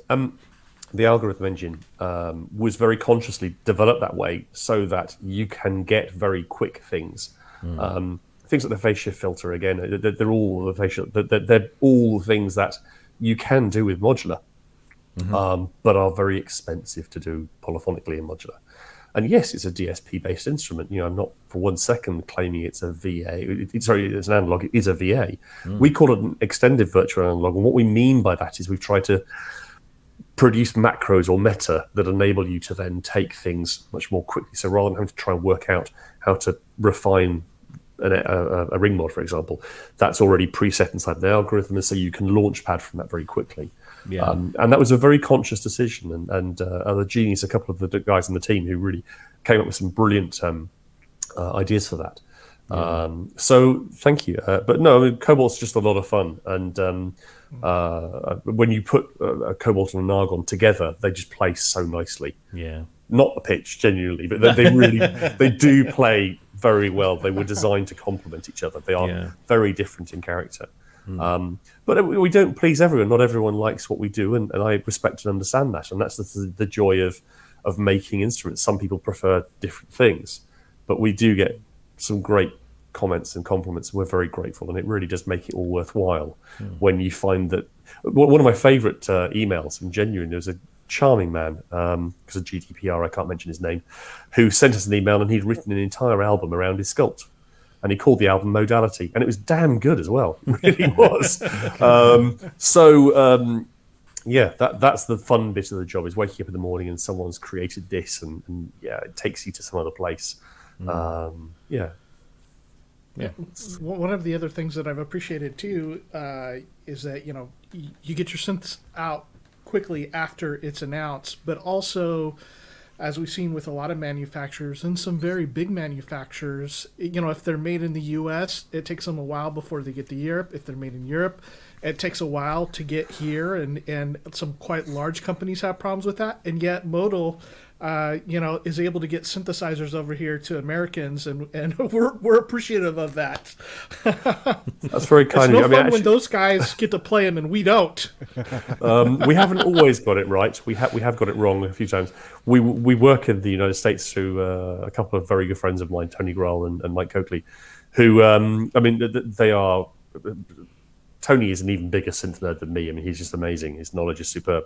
But they work very hard because shipping has become also through the pandemic quite terrifying. I mean, I'm not over egging it when I say it's become a terrifying problem. We had a bizarre situation whereby most of the world, I mean, shipping does go in cycles. Funnily enough, you haven't got boats passing all the time. They tend to go into one place and move around to do with the seasons. And Christmas obviously is a big season for the West, and then they all go back. But Christmas product generally comes through in August or September. Not everyone knows that. And that actually meant that because of the pandemic and a lot of stuff stopped moving, you had a situation whereby something ridiculous like 75% of the world's shipping containers were all in the Eastern Hemisphere. Eastern Asia, so you couldn't get a shipping container; they just physically weren't there. And I know that the recent Suez Canal fracas has been publicly visible, but an awful lot of other problems. I mean, there was a situation we used to air freight some stuff and we had no choice, and we had into Heathrow 6 or 8 flights a day. There's twice a week from 6 or 7 a day. And then throw in the little fun thing called Brexit, which has really made it hard. So yeah, we're now working far harder just to try and keep the same quality of delivery of service than we were before. But that's, I'm not moaning. I'm the kid who, at school, age 10, used to write the name of every synth on his school bag. So to do the job I do, I'm the luckiest man in the world, and I know it. And I'm very grateful for it. Yeah. I just saw a question in the chat room. I was going to ask this earlier. So you talked about the Modal team, and you've got a great bunch of people working there that do incredible things. But you've also people like George who have gone off now to start up the Udo with the Super 6. And I was wondering how you felt about, do you feel like a parent that's kind of given birth and somebody's now left school and gone off to do that? And also... What do you think of that instrument as well that George has produced? A couple of answers. No, George is an incredibly accomplished engineer. He's worked in analog electronics. I don't think I'm giving away secrets, but quite a lot of the UK's powder coating process places owe George a favour because he developed static control systems to mitigate dust circulation, and I believe, and again, I'm not giving away secrets, that anyone who's had certain prostate cancer treatment was treated by an instrument designed by George, or at least partly designed by George. So no, George is a very accomplished businessman, and right. But again, one of my favourite interviews with Phil Collins. I am a prog rocker. Okay, I'm going to apologise. All right, but when he was making his first solo album, he pulled in loads of musicians who came in and created a flavour and then left. And with any company, companies are organic beings. If you don't see them that way, then you miss. That's why corporates, to me, is the wrong way to run a company. Personally, they're about people. They're about people's interactions, and so no. George going off and doing another thing meant that somebody else came in and did something else, and that's created a whole new synthesizer. And that's wonderful, because at the end of the day, guitarists have a real problem. They can only hold one at once. I mean, they try and stick 3 necks on them, but it doesn't really work very well. But as synth players, we get to play as many as we can get away with, basically. Yeah. So the more synths that are out there, the better. Does that answer your question? Yeah, absolutely. Yeah, that's fine. Yeah, we came up with sequencers so we could play modern this is once, it. didn't we? This is it. And then we have MIDI and multi-channel. Yeah, absolutely. One of the things that struck me about the Argon and the Cobalt is the build quality and the component quality, particularly the keybed.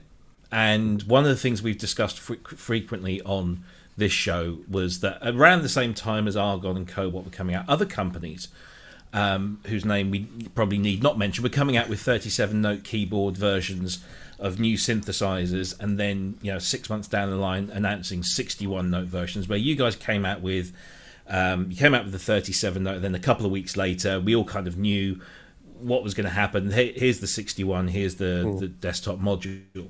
But the fact that you've been able to do that with this kind of quality Fatar keyboard in there, at the price point that others just don't seem to manage. And you're, with all due respect, your little Modal Electronics in England, and some of these are big Japanese companies. I mean, how does that happen? How do you do that?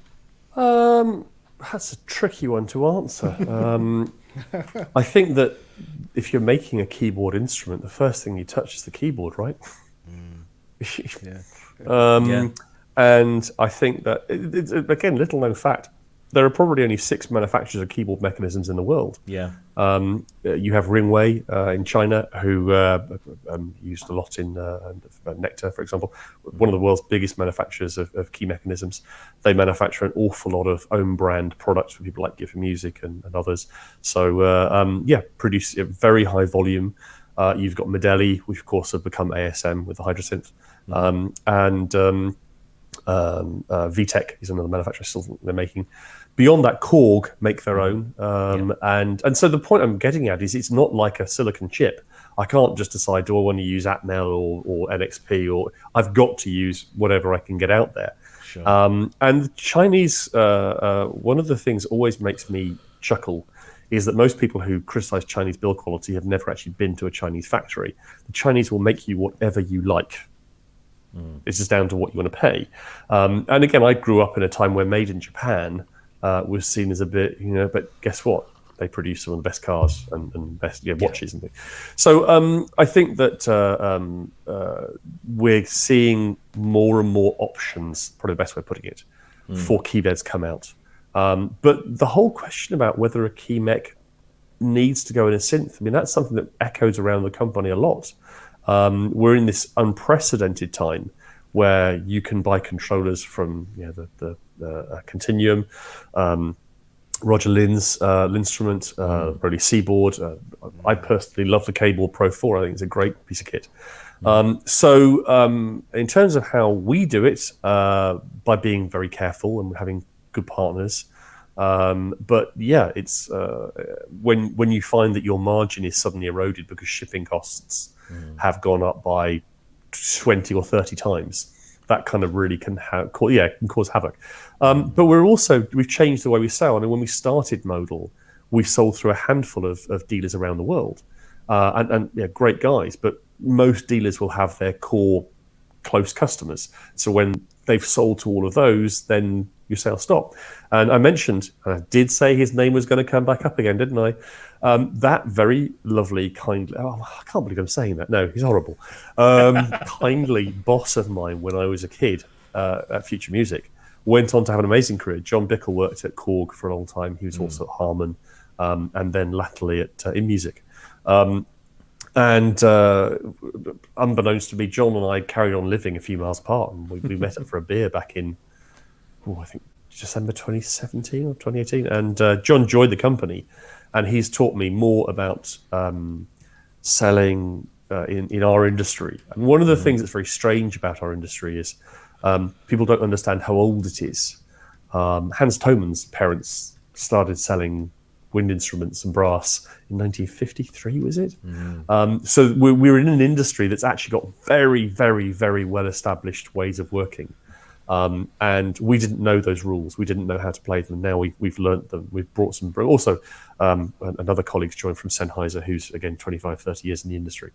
So, and Christian, who's joined also from InMusic and Behringer. So we've learnt a lot. I think that the other thing that we wake up in the morning is about what can we do different? How can we do something differently? How can we make something different? How can we make something behave differently? We've got that natural inquisitiveness, and I hope and pray we keep that in the company, as that's the core about everyone. Everyone in the company has that same. What can we change today to be better? What can we improve? And it's throughout the whole company. So yeah. You talked about we were talking about the keyboards and stuff. Poly Aftertouch has become a buzzword again, which is nice. Just because you're wearing a DX1 T-shirt, come on. Yeah. No, right. You're just showing off. So, have you got any plans for? Because I think when Hydrosynth came out with Poly Aftertouch, with a great engine, a really good price point, everybody got really excited about it again. and then nobody else seemed to kind of follow suit. So I was just wondering, without, obviously you can't say lots of things, but do Modal have any interest in Poly Aftertouch? That's a really complex question, so bear with me and I'll try and explain this, because this actually, you need to, when you sit as a consumer in our industry, you don't necessarily understand a lot of the mechanics and the economics that go on. And there are very few people who actually make, so even though you've got lots of different brands, there are very few manufacturers who make these things. One of them is a company called Modal. And Modal has been around since the 70s, I believe. A good friend of mine, Richard Watts, who started Evolution. And I think he was dealing with them back in the 70s or 80s. So Modal's, and their factory is just astounding. I mean, forget anything else you've ever seen in terms of size.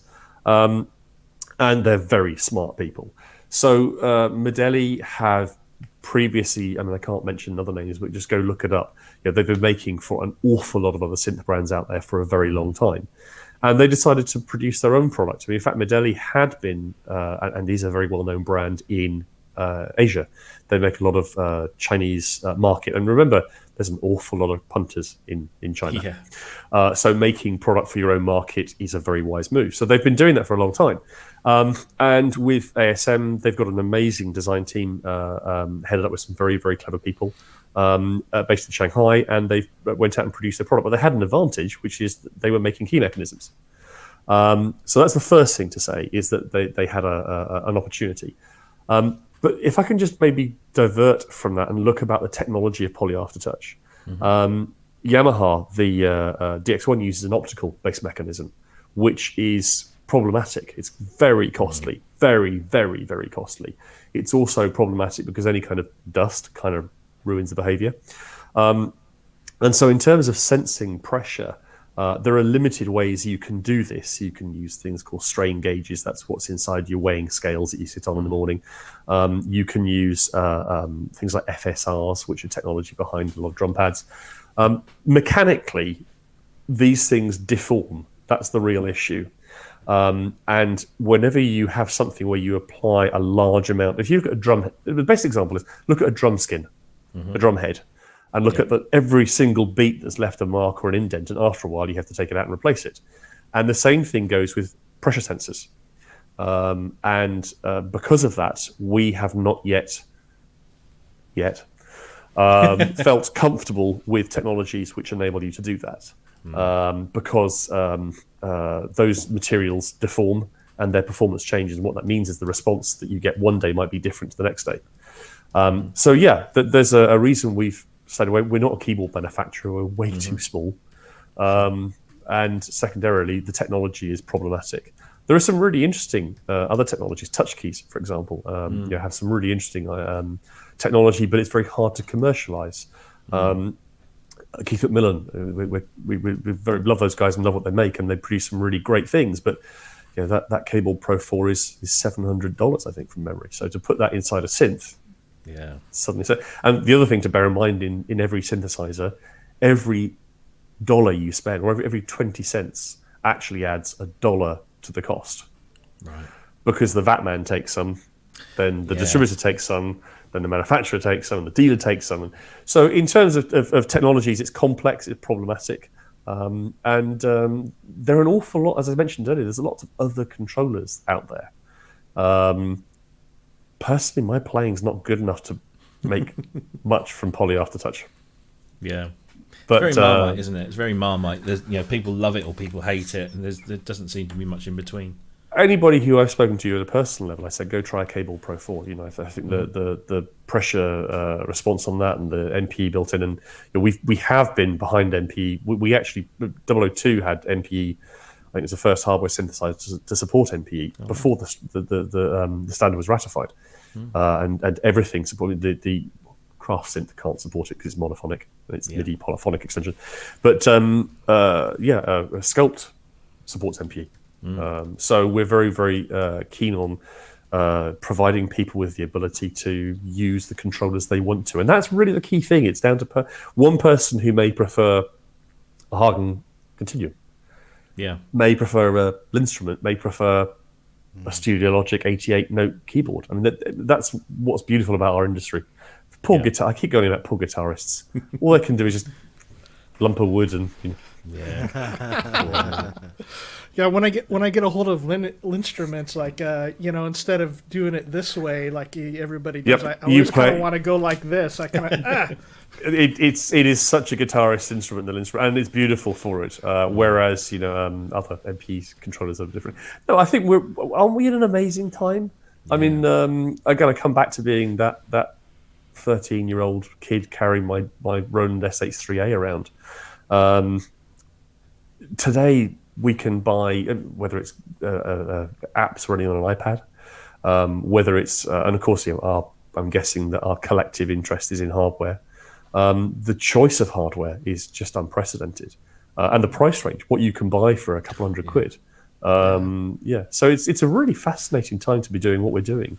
But the input part is always the great conundrum. I mean, we weren't the first people. Of course, the EDP Wasp with touch strip keyboards. It's been done a long time ago. So I think it goes round in cycles.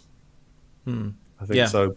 I think everything's cyclical, I guess, in the way, and that certainly this industry is, with the trends of different types of synthesis that come and go and then come back again, having learnt what they didn't know the last time. And I think that again, I'm sorry I don't mean to disagree. No. I keep doing it. I did it early with the Moog thing. No. Actually, I think that's a little different. I mean, FM, for example, you're wearing your FM had actually been around since the 70s. It was and of course, Synclavier had pioneered it commercially. FM just got easier, and that's what's changing the cost of making a user interface. I mean, has anyone used the Yelling House programmer? No. Oh, they're fun. I bet, yeah. It was 128 sliders or whatever it is, or it's just your brain explodes. And in terms of that user experience, that cost to make that, we're getting software technologies and technologies that enable us to make things more accessible. So I think what's actually happening is everyone's revisiting a lot of stuff from the parts bin because we can do it differently or better. And certainly. Yeah, I mean, absolutely. I mean, my experience with the Essence FM compared to the DX5 or the DX7 is just infinitely better because you've got a touch screen. You can move things around with your fingers. You can see what's happening rather than just a few digits on the screen. So. Just try it with a DX21. I have. Yeah. That was my first FM synth I could have thought when I was about 18, 19, and. Four operator. Hang on, how do I? Oh my! Yeah. So I think again, technology. I mean, we all carry in our pockets, these things which are insanely competent touchscreens, and they're a good UI mechanism. Yeah. I think I don't think it's that people are I think people are revisiting things because they become more viable, and certainly some of what we're working on for the future is revisiting something that people might have forgotten for a while. So there's a tease. Yeah. There's a tease. I was going to ask. Sorry if I interrupted in any way. No? You going off doing a bit of research today. You seem to be somebody who's always in tune with technology and trends and predict the trends and with your understanding of the way the internet was going to explode and everything, you seem very in tune with things. I was wondering, what you felt personally about the future of hardware synthesizers with how good software synthesizers are getting. Is that something that Modal would consider as well? A software version of say the Argon or the Cobalt, or is that a total no? It's a really good question. Can I answer it in a strange way? Yeah. Can you answer it in a haiku, please? I will try and space my words. I'll answer it in a different way, which is that Rob very embarrassingly showed the photographs when I was a lot younger of my studio, and as a poor musician, I would go and want to go and make some music, and go into the studio, and it wasn't working. So I had this sound in my head that I'd heard in the Synthex the night before, and I wanted to go in and make the same. Oh, hang on, it's not working. Okay, right, I can't. And hardware became very frustrating, especially old hardware. So I remember vividly, I had a DigiDesign Pro Tools HD7 system, and it was when the Access Virus Indigo came out, which ran on the HD, and you could run. Someone's going to correct me, but I think it was 4 per HD card. So you had 28 Access viruses running. That's pretty astounding. It's certainly back in 2000 and whatever it was. Yeah. And it was the ease is very seductive. For me, it was very seductive. You would, oh wow, yeah, I can just instant recall. Oh wow. But the funny thing is, you then go and pick up an SH1 and just sit and beat away at a rhythm and think, well, that's quite fun, and build on that. Yeah. I don't think it matters what the technology is. What matters is whether it enables you to connect to what you want to do musically. That's all that matters. And I think that what our focus about is immediacy. I've got this idea in my head. Oh, I've lost it. We've all had that happen. So the quicker you can get that musical idea out, the better you're helping people. Whether that's software, and you're quite right. Software is Serum. Good God, it's beautiful. All of the stuff from Spectrasonics, I've been using it for 20 years, or whenever it came out, when it first came out.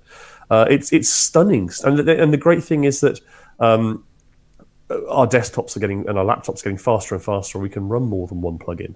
I still remember when a plugin would bring your computer down, one plugin. So to now be able to just not find the limit in hardware is amazing, but it's a different experience. And a lot of people who are customers of Modal, and I talk to, one customer who I adore his music is a guy called John Wilgoose from a band called Public Service Broadcasting. Yeah. And he and I had a long chat about the fact that he loves, and I'm sure John won't mind me saying, he loves creating the music and then taking it to the computer to refine it. And that's a different piece of art. Right. Yeah. They're different processes. And he used different tools. Yeah. So I don't think one's better than the other. I think they're just all the same. Will we look to make soft synths? We get up in the morning because we love hardware. Yeah. Sorry, it's a thing. It's what turns us on. It's the use. The guitar is beautiful because you have an idea in your head. You pick it up, you play it. Well, if you can play, unlike me, you play it. You get the idea out, you capture it. I mean, one of the things I've gone back to 2-track recording recently, which I never thought I would do, and actually really loving the restrictions that it gives you, because otherwise, I mean, iMac Pro will run how many hundreds of channels in Logic? It can get a little bit counterproductive. So it comes back to my experience of the studio and then moving to Pro Tools with Access Virus Indigo, and it actually became so liberating. It was non-creative, and the creativity was partly driven by the restrictions. So yeah, I'm not sure if that answers your question properly or not. It's a great answer. Well, there's no right, there's no wrong. Absolutely. Let's do a few more just round up the news topics, and then we can come back and sort of wrap things up. I wanted to get this one out there. Can I bring one up though? Because I think of course, you've missed the most astounding invention, which was on Synthtopia. There's the new. Okay, this was yesterday. Did anyone see the new? I want to go and engineer this. A no-pass filter. I did not see that. That is the product of 2021. No-pass filter. It's going to define the musical genre. Sorry, I interrupted. No, that's fine. Do you know, I was so busy kind of fending off phone calls and messages from people saying, "You've done what?"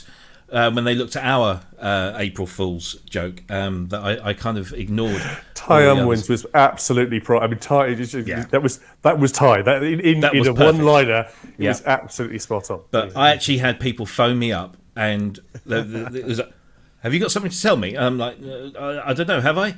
What's this I see about you and Barrett? Look at the date. Oh yeah, you got me." Anyway, I shan't name those people because that would be nasty of me. But one piece of news I did want to mention, and we are going to be speaking to this again, we've had him on the show before. We're going to be speaking to him again in a couple of weeks. Is the rather brilliant new plugin from Mr. Wiggly, aka Dominic Hawken.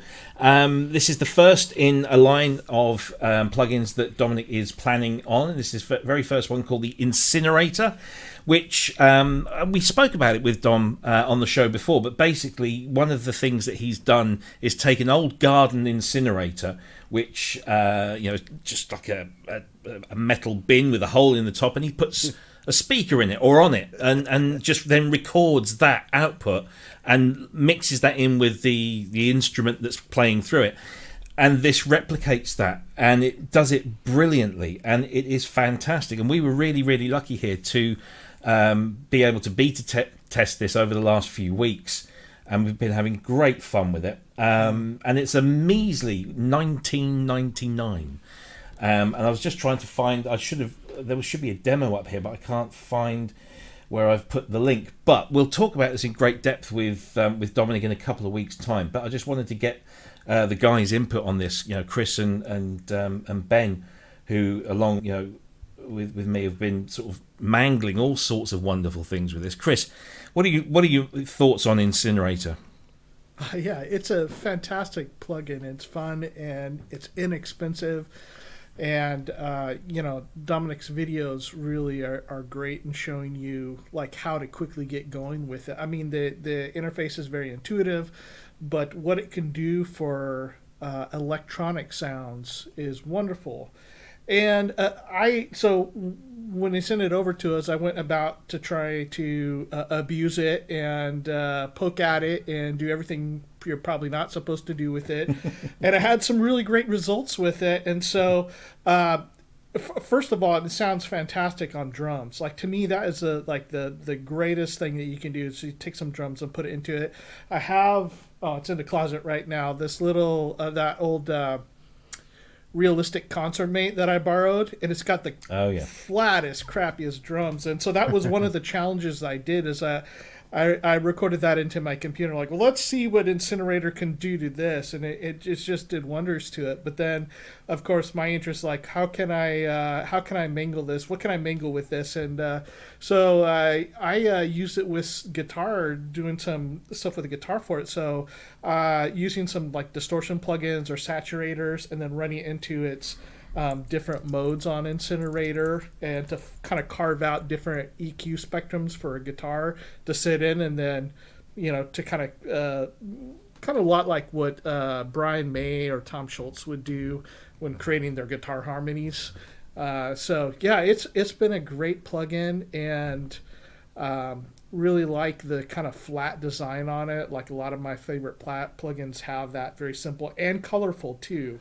So you see the areas of where everything is. So yeah, very happy to use it and play with it. I can't wait. I mean, it's really got me excited to see what else is in the works. I mean, he's talked a little bit about what will be coming next, but I'm really excited for that. Yeah, absolutely. I've managed, while you've been doing that, it's given me the time to grab Dominic's video. So this is like an announcement. Hi, welcome to the video. My name's Dominic Hawken, and I'm very excited and super proud to announce the launch of the Incinerator, the very first in my new range of Mr. Wiggly audio plugins. So let's just fast forward a little bit here. Simple to use, and this is it. This orange section in the middle is where it all happens. You have a dry signal, which is your original sound going in, which you can add a wet signal, which is you're mixing in the level of the incineration going on. You have a type of incineration here, so you can flip between the amp and speakers that I've been using in the studio. You've got the standard incinerator, you've got a bass bin, you've got a guitar amp, you've got a ripped up kind of cardboard style amp, and you've got the bass bin stuck on top of the incinerator with someone sitting on it to stop it kind of clanging around, which is my personal favorite. So we're going to really probe Dominic, I mean in a nice possible way, when it comes to his inspiration and how he's brought the whole thing to market, because it's dead interesting. Ben, I almost forgot your name for a minute. It's all right. What do you think of this? I know you're impressed by this, aren't you? Yeah, well, I've been going on about Lunar Lander, and I nearly slipped up before it had been announced. I was going to say all I've been using effects-wise is Lunar Lander and the Incinerator, and then I realised what I was saying, and some other plugin that I can't remember what it is. I remember the first time I ever saw Dom, and I thought he was like some kind of loon because he was on Sonic State, and he actually physically had the incinerator. He'd just come up with the idea then, and he was like dangling things in it, and I thought, well, what's this guy doing? You know, he's like, is he like snuck on the program like or something? But it sounded really good.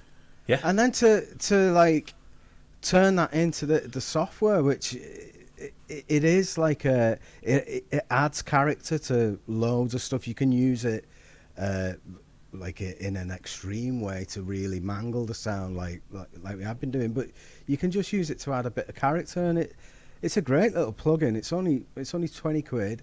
Yeah. And I think it's really exciting what he's doing. It's great that he's got into producing plugins, because as a debut plugin, it does get you excited for what's coming in the future. I bet it's just because the royalties from Stay Another Day have dried up. It's gone Christmas now, so it's getting into the plugin market. Philip, did you get a chance to have a look at this, and just wondered if you had any thoughts? Yeah, I mean, I haven't played with the plugin, disclosure, but a couple of things. Led Zeppelin's Kashmir, the drum sound, was recorded because they put Bonham's kit at the bottom of Lift Shaft. Right, yeah. That was the 1970, whatever it was, way of doing it. And it comes back to the point I was trying to make probably badly earlier, which is that we're in this incredible situation whereby technology is giving us things we could never have dreamt of doing back in 1984 or 5 when I was a kid. And impulse modeling is a phenomenal way of doing something very unusual with sounds. And so I think it's wonderful to see, especially because a lot of impulse modeling plugins have been very expensive. So yeah, I'm really excited to see this. I don't generally use plugins, but I will definitely try this one. Yeah, and say at 20 quid, you really can't go wrong with this one. It just really adds something to everything. It's one of those plugins that works on anything you throw into it. It just gives it something extra, and you can just adjust how much of that extra it gives you. So 2 weeks time, Dominic is booked in on this show, so if you want to learn more about the ins and outs of the incinerator, how it came into being, how it works, how it does what it does, and maybe we'll have something special as well for you. So I don't know, we can't say any more than that, but do join us. Let's do this one, and I understand.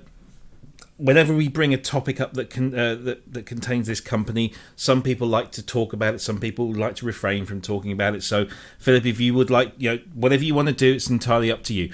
But the news emerged today that there is a new synth coming from Behringer, and it took people a little bit by surprise. And it is that they have announced that they're working on, as he tries to pad for time because he's lost his link. Can you tell? I've been doing this for years.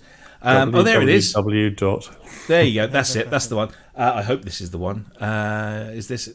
Has it got 8 voices? There it is. There you go. It has. Yeah. It's the Polyeight, which we can only assume that is a sort of clone of the Poly 6 with 2 extra voices. Looking like it's been thrown into a DeepMind case. This is, to be fair, this is a prototype. Only hasn't got a 61-note keyboard as well, and so I don't know. But what's everybody's thoughts on this new thing from Behringer? I mean, are we happy? Are we sad? Are we excited? I remember when the Legacy collection came out, and Phil, who's in our band, he just went Poly 6 mad. He just wanted to use Poly 6 on everything. And when you posted that picture earlier today, I got straight on WhatsApp and I said, Phil, it's here. It's here. You can finally have like an affordable Poly 6. And he went, oh, I'm not interested now. Boat's gone. Like it's like he's not. So it seems as though digital's the thing at the minute. Does anybody really want a Poly controversial? 6? It's. I know it's a Polyeight, but I don't know. I wouldn't mind one, but I'm not going to go and rush out and buy one. And I'm not too sure. I hate the 4-octave thing. I've said that 1,000 times. It's 5 octaves for the polysynth. No point in a 4-octave one. Okay, so Cryss, I'm going to come to you, and before I ask, or before you give us your opinion, I'm going to remind you of your opinion on another polysynth that came out recently that only had 6 voices. So now we have one with 8 voices. Are you happy? Does this make you smile, or are you disappointed like Ben is in terms of the key sizes and what have you? Yeah, definitely both. So it will get a thumbs up from both Simon and I for adding the 2 extra voices, which is always a good idea. Poly should be minimum 8 voices and 61 keys. And right over here we have it. As I said, we like to point at Modal all the time, but I listened to some clips of the original since I haven't played one, and to get a little bit more familiar with that particular synth, because kind of know generally there's the Korg sound and I know what that sounds like. I thought the original sound has a nice sound to it. With this, I think people are going to be kind of bummed that it's a mono output, especially since it has, I think it's chorus, phase, and ensemble on there. It'd be nice to be able to have that in stereo, even if it doesn't. I'm not sure if the original's mono or not, but it would be nice to have that kind of stuff in stereo. And after what they did with the Odyssey, it's like, well, you put a stereo effects processor in there with a mono output, like, why not make it a few bucks more and have that? But sound-wise, I mean, we haven't heard this one, but their track record's been good as far as sound. In fact, I like the I've got the Cat, and I like the sound of the Behringer Cat better than the original one. So both sound good. They sound a little bit different, but their track record has been good as far as sound goes. So I think for people that really like the Poly 6, they'll be very happy about this. Yeah, I mean, I'm a bit like Ben's colleague, that when Korg brought out the software version of the Poly 6, I loved it, and particularly that first patch in the bank is that bass sound. Yeah, which is we just use that on everything. it's so 80s. It's just perfect. It's the perfect bass sound. Literally every piece of music I can try and write, the bass sound I go for is that all the time, because it's just great. So I've always thought, I'd like a Poly 6 if one came up, and who knows, this might be the one. So let's move to Philip now. Would you like to comment on this? Yeah, absolutely. Yeah. I mean, there's a couple of things, if I may. The first is, I mentioned about fret music back in. I'm going to get very, very. The older you get, you start repeating yourself. So I mentioned about fret music in Southampton, but there was another music shop in Southampton called Fret Music. Mm-hmm. Right. And you can guess they were more guitar and drum centric. The point is that Future Music was a Roland dealer and Fret Music was a Korg dealer. Right. So you went in and you saw the Juno 6 and Juno 60 and the Jupiter 6 these were. Then you went. It was a bit like sort of going to the Greasy Spoon Cafe. You went to Fret Music, and they were the Korg dealer where they had. In fact, they did have at one time a Trident and a Lambda and really and Cygnus. Really, I'm that old. But the Poly 6 was the other synth along with the Monopoly, which of course are derived from similar architectures. So I can see it's logical. I mean, Uli is an insanely clever man. You don't get to build a $425 million company unless you are, and he has some very clever people who work for him. So I think that I come back to the best way of answering this is I was the 13-year-old kid, and my 50 quid would only buy me an SH3A, which no one else wanted. Today, 50 quid from, I don't know, what's that, 300 and something quid, 400 quid. I've got so much more choice, and the more choice that you can give people, the more that brings people into our world. That's got to be a good thing. As to the merits of this instrument versus the original Poly 6, do you know why they're so expensive? It's because the damn things, the battery leaks in them, and so the main CPU card goes. So basically, they're scrap. So there's an awful lot more Poly 6 cases than there are CPU cards in the world. Anything that brings instruments to the masses is a great thing. As to whether this is the right way of doing it, I think that's down to the customers to to choose on what they want. Yeah. Is that a? That's hopefully not too perfectly politically diplomatic. correct. No, that's very diplomatic. Yes. So there you go. Behringer's Polyeight. No dates, no sounds as yet, but it's in existence. We still await hearing and seeing functioning versions of their CS80 clone and their OBXA and all of that stuff. But they've Which won't be called an OBXA. which won't be called an OBXA, indeed. Absolutely, and rightly so. Absolutely. Yeah.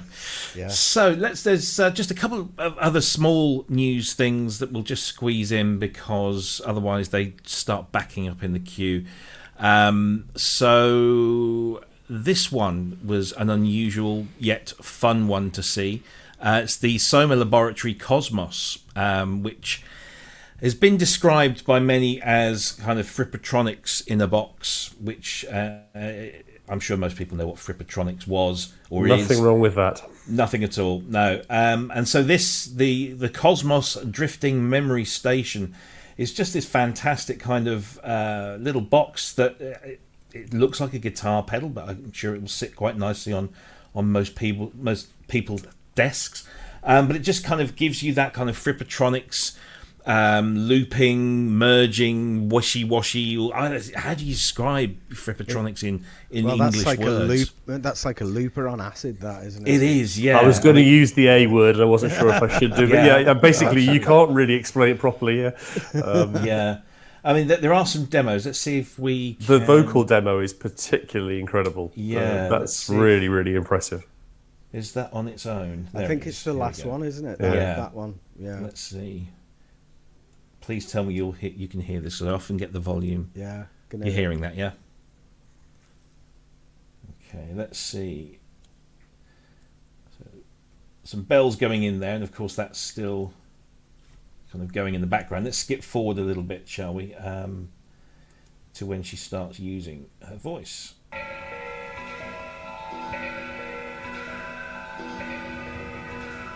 Captain Beefheart, here we are again. Isn't it? Are you getting the panning? I don't know if that's coming through the system as well. That's really almost binaural, isn't it? It's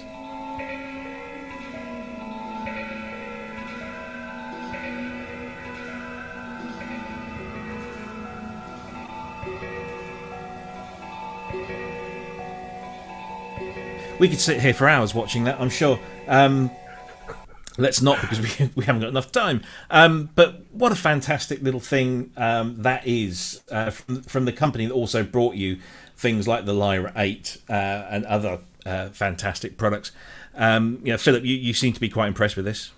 One of my favourite memories was an amazing, really, truly life-changing gig in Manchester with Robert Fripp and David Sylvian.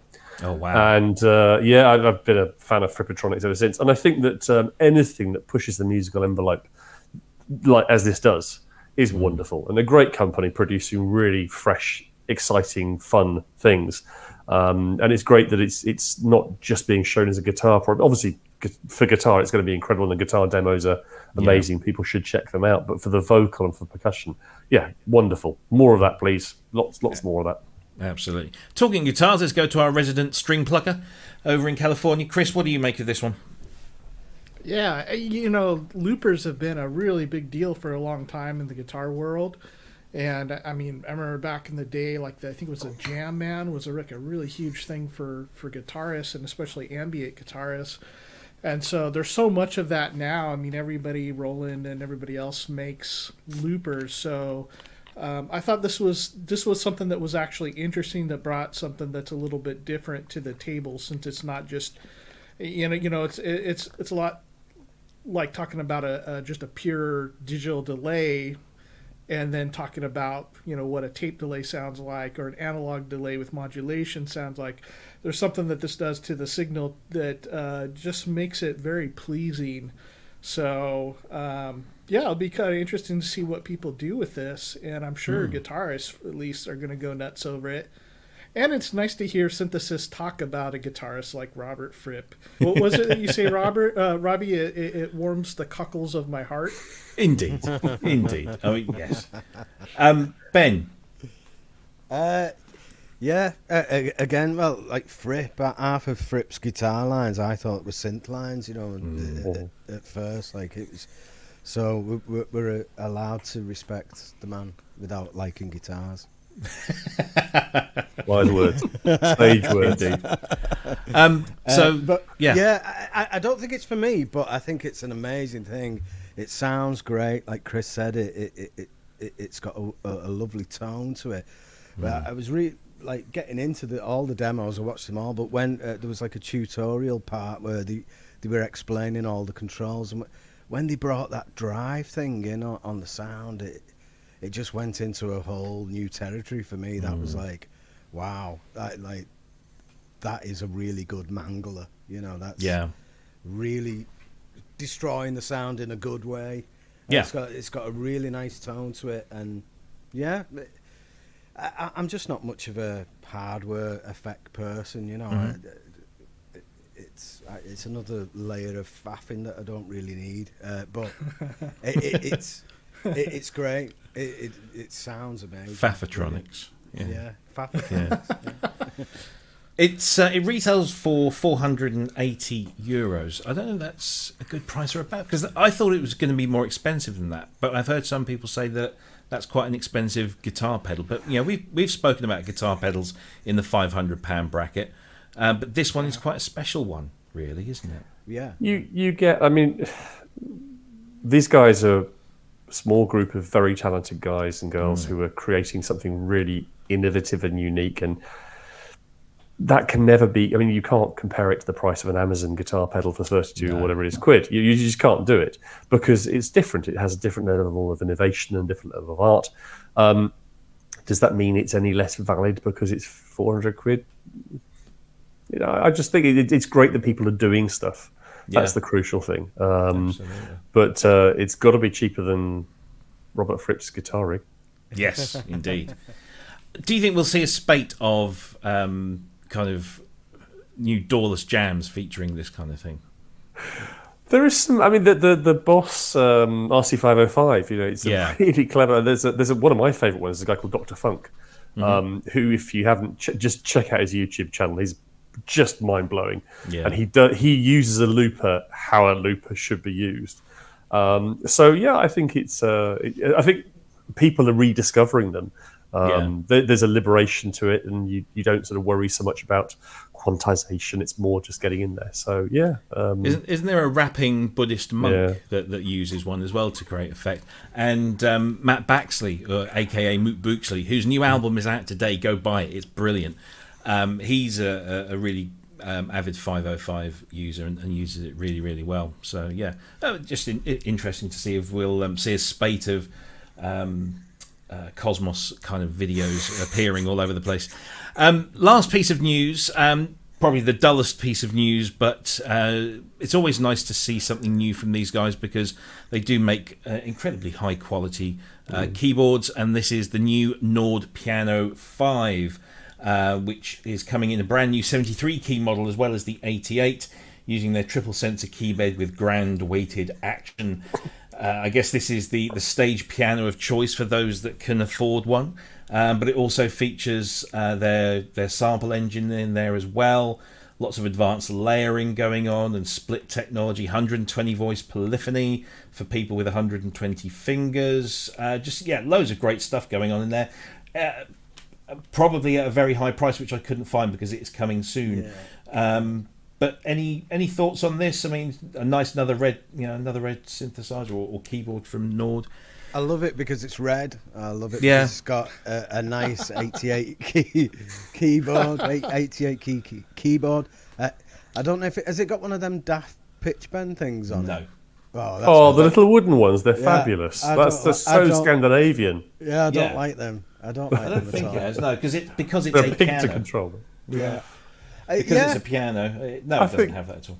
I mean, I thought long and hard about this when you mentioned it, and my eldest son, 24-year-old, he's just so into 80s music, and I bought him. Sorry, I am on topic. Trust me. I bought him the DVDs of The Tube. Oh yes. Oh yeah.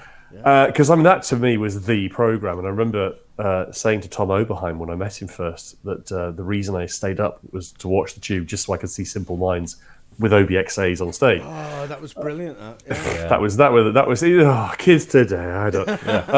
But back then, everyone had a CP80.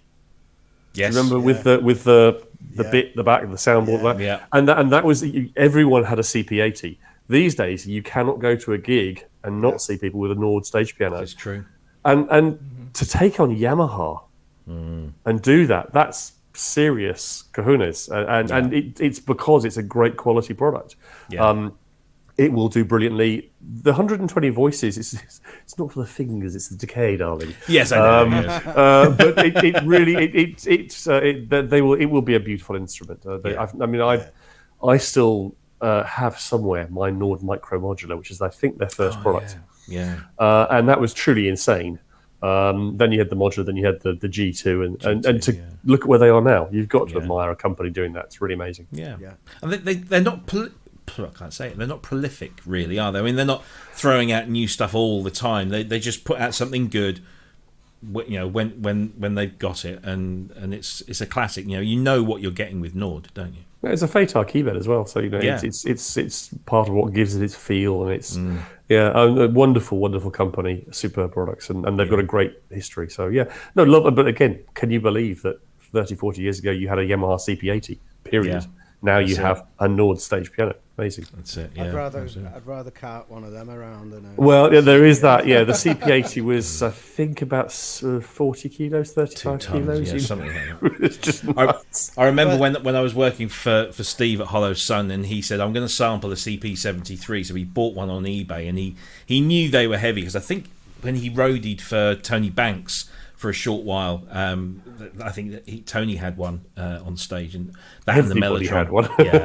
And he said, "Oh, it's crazy," but he literally cleared out his front room and put this thing in there for however many weeks and sampled every single note on that thing and produced a great library. But he said it's an absolute ton. I'll tell you just quickly, Dave and Olsey, you bought your DX5 off. Oh yes, I used to be in a band with him, and it was all this stuff. I didn't have anything like this, I think I had a Yamaha CS5. That was my contribution to this cracking keyboard. synth, the CS5. That was a really nice synth. But that was my contribution to this keyboard rig, which contained a CS80, a Rhodes Chroma, a DX5, and a CP80, and that's what we were rehearsing with. Imagine. I'd say I've bed rest for 2 weeks after. I mean, the Chroma alone, moving those. The other thing was the Chroma. They sadly did not like being moved. They really, but stunning instrument. But I reckon that must have weighed 40 kilos. Probably maybe 35 kilos. It was a big instrument. Well, at least you got your aerobic workout. Well, I had to do that say today. playing synths are unhealthy when you get to do that kind of aerobic workout. Yeah, I had to move my KX88 today, and I'd forgotten. I'd only lifted it up here once, and that's all. Yeah, I had to take that and stick that in the corner to get the DX5 over here, so I could play with it and film it for something I'm doing later. And geez, that thing is heavy. I forget how many kilos that is, but that's backbreaking. But all the good stuff is heavy stuff, I suppose. It's all the extra goodness that's put in to make them heavy. The wood. Chris, any thoughts on the Nord piano? I mean, I have to disagree with Ben. I don't know. I think I'd rather see it in gold or green. There should be options, shouldn't there? This is where you need Jeff Toman to come back in, to come out of retirement and do custom paint jobs on these things. Yeah, I remember I did a lot of gigs with a keyboardist that had was the Roland electric piano, like little baby grand looking thing that you kind of assembled at the gig. I don't remember what the model was. Yeah, but big old heavy thing, and the rest of the band was like, and he said a motif on top of it. It's like you could probably just do all of that with the motif. So he was on his own. Him and his buddy had to cart that thing in and out. We weren't helping with it. Anyway, there you go. That's the Nord piano. Nordkeyboards.com if you want to go and find out more information about that. And that is all the news topics we have for this week. So, Philip, the future for Modal electronics. Is there anything that you can tell us, give us a sniff of, or this not? season Probably I will not. mostly be wearing. You said, so that's said probably we're lost on anyone outside the Yeah. United Kingdom. Yeah. Apologies. We're expecting a couple of things, you say. Developing any, hopefully, chipgate allowing. Yeah. Any technology development takes time. I think that one of I knew well some of the guys who developed the iPad, and people thought it just sort of dropped off a tree or something. Is hundreds of thousands of man hours going into it. So any technology product takes a lot of time. And yeah, we've been developing some stuff for quite a while. So it's basically been building to a few bits. We are unashamedly a digital company. We love analog filters. I've got lots of history with that. And we're unashamedly fans of the 80s. Yes. Yes. What could that possibly mean? What could Absolutely that mean? nothing. Yes. No, quite. So we're going to come up with more DX21 clones. Yeah. Promise that whatever you come up with, you'll come and tell us about it on here. It would be a pleasure. And I think that for me is that kid who read every SOS and the NMM and the SCM and every magazine cover to cover. I think it's so wonderful that we have this community that shows this is great. We can get and just. Can I possibly just ask a small favour and say, just in case she is listening, happy birthday to Mrs. Taysom, who very kindly let me come and play synth tonight rather than cooking her thank a you, birthday Mrs. meal. Taysom. Happy birthday. But to have these communities that enable it and the technology, the forums to do this is just so exciting. And I love what you guys are doing. But I have got to say, I'm really disappointed by tonight. I'm sorry. Okay. You promised me that Geert Van Schneger was going to make an appearance. And, I thought I was going to be interviewed by an industry legend. But, He's so hard to get a hold of, is what his I co-stars thought say. he was always hard. No, it's been enormous fun. And I'm sorry if I keep repeating myself. I am getting to the age where that's all you do. No. But thank you to the guys and girls I work with for the products, because this is really not me, it's everyone else in the company that we work together. And thank you to all our customers who are out there, and we hope we're doing something right. But the main thing is to quote the Hitchhiker's Guide to the Galaxy, keep on banging the drums. Indeed. And keep on beating the rocks. Sorry. And thank you and everyone that works at Modal for producing this stuff, because it really is inspiring and it's fun and it's enjoyable. And yours is working and mine won't come through. So yeah, thanks ever so much, Philip, for coming on. It's been an absolute joy, and we'll get you on again soon. If you've got something you want to talk about, we'll happily help you spread the word. I'm going to try and get John on as well. John's far more interesting. Get John to tell you his story about Prince and the microphones. Okay.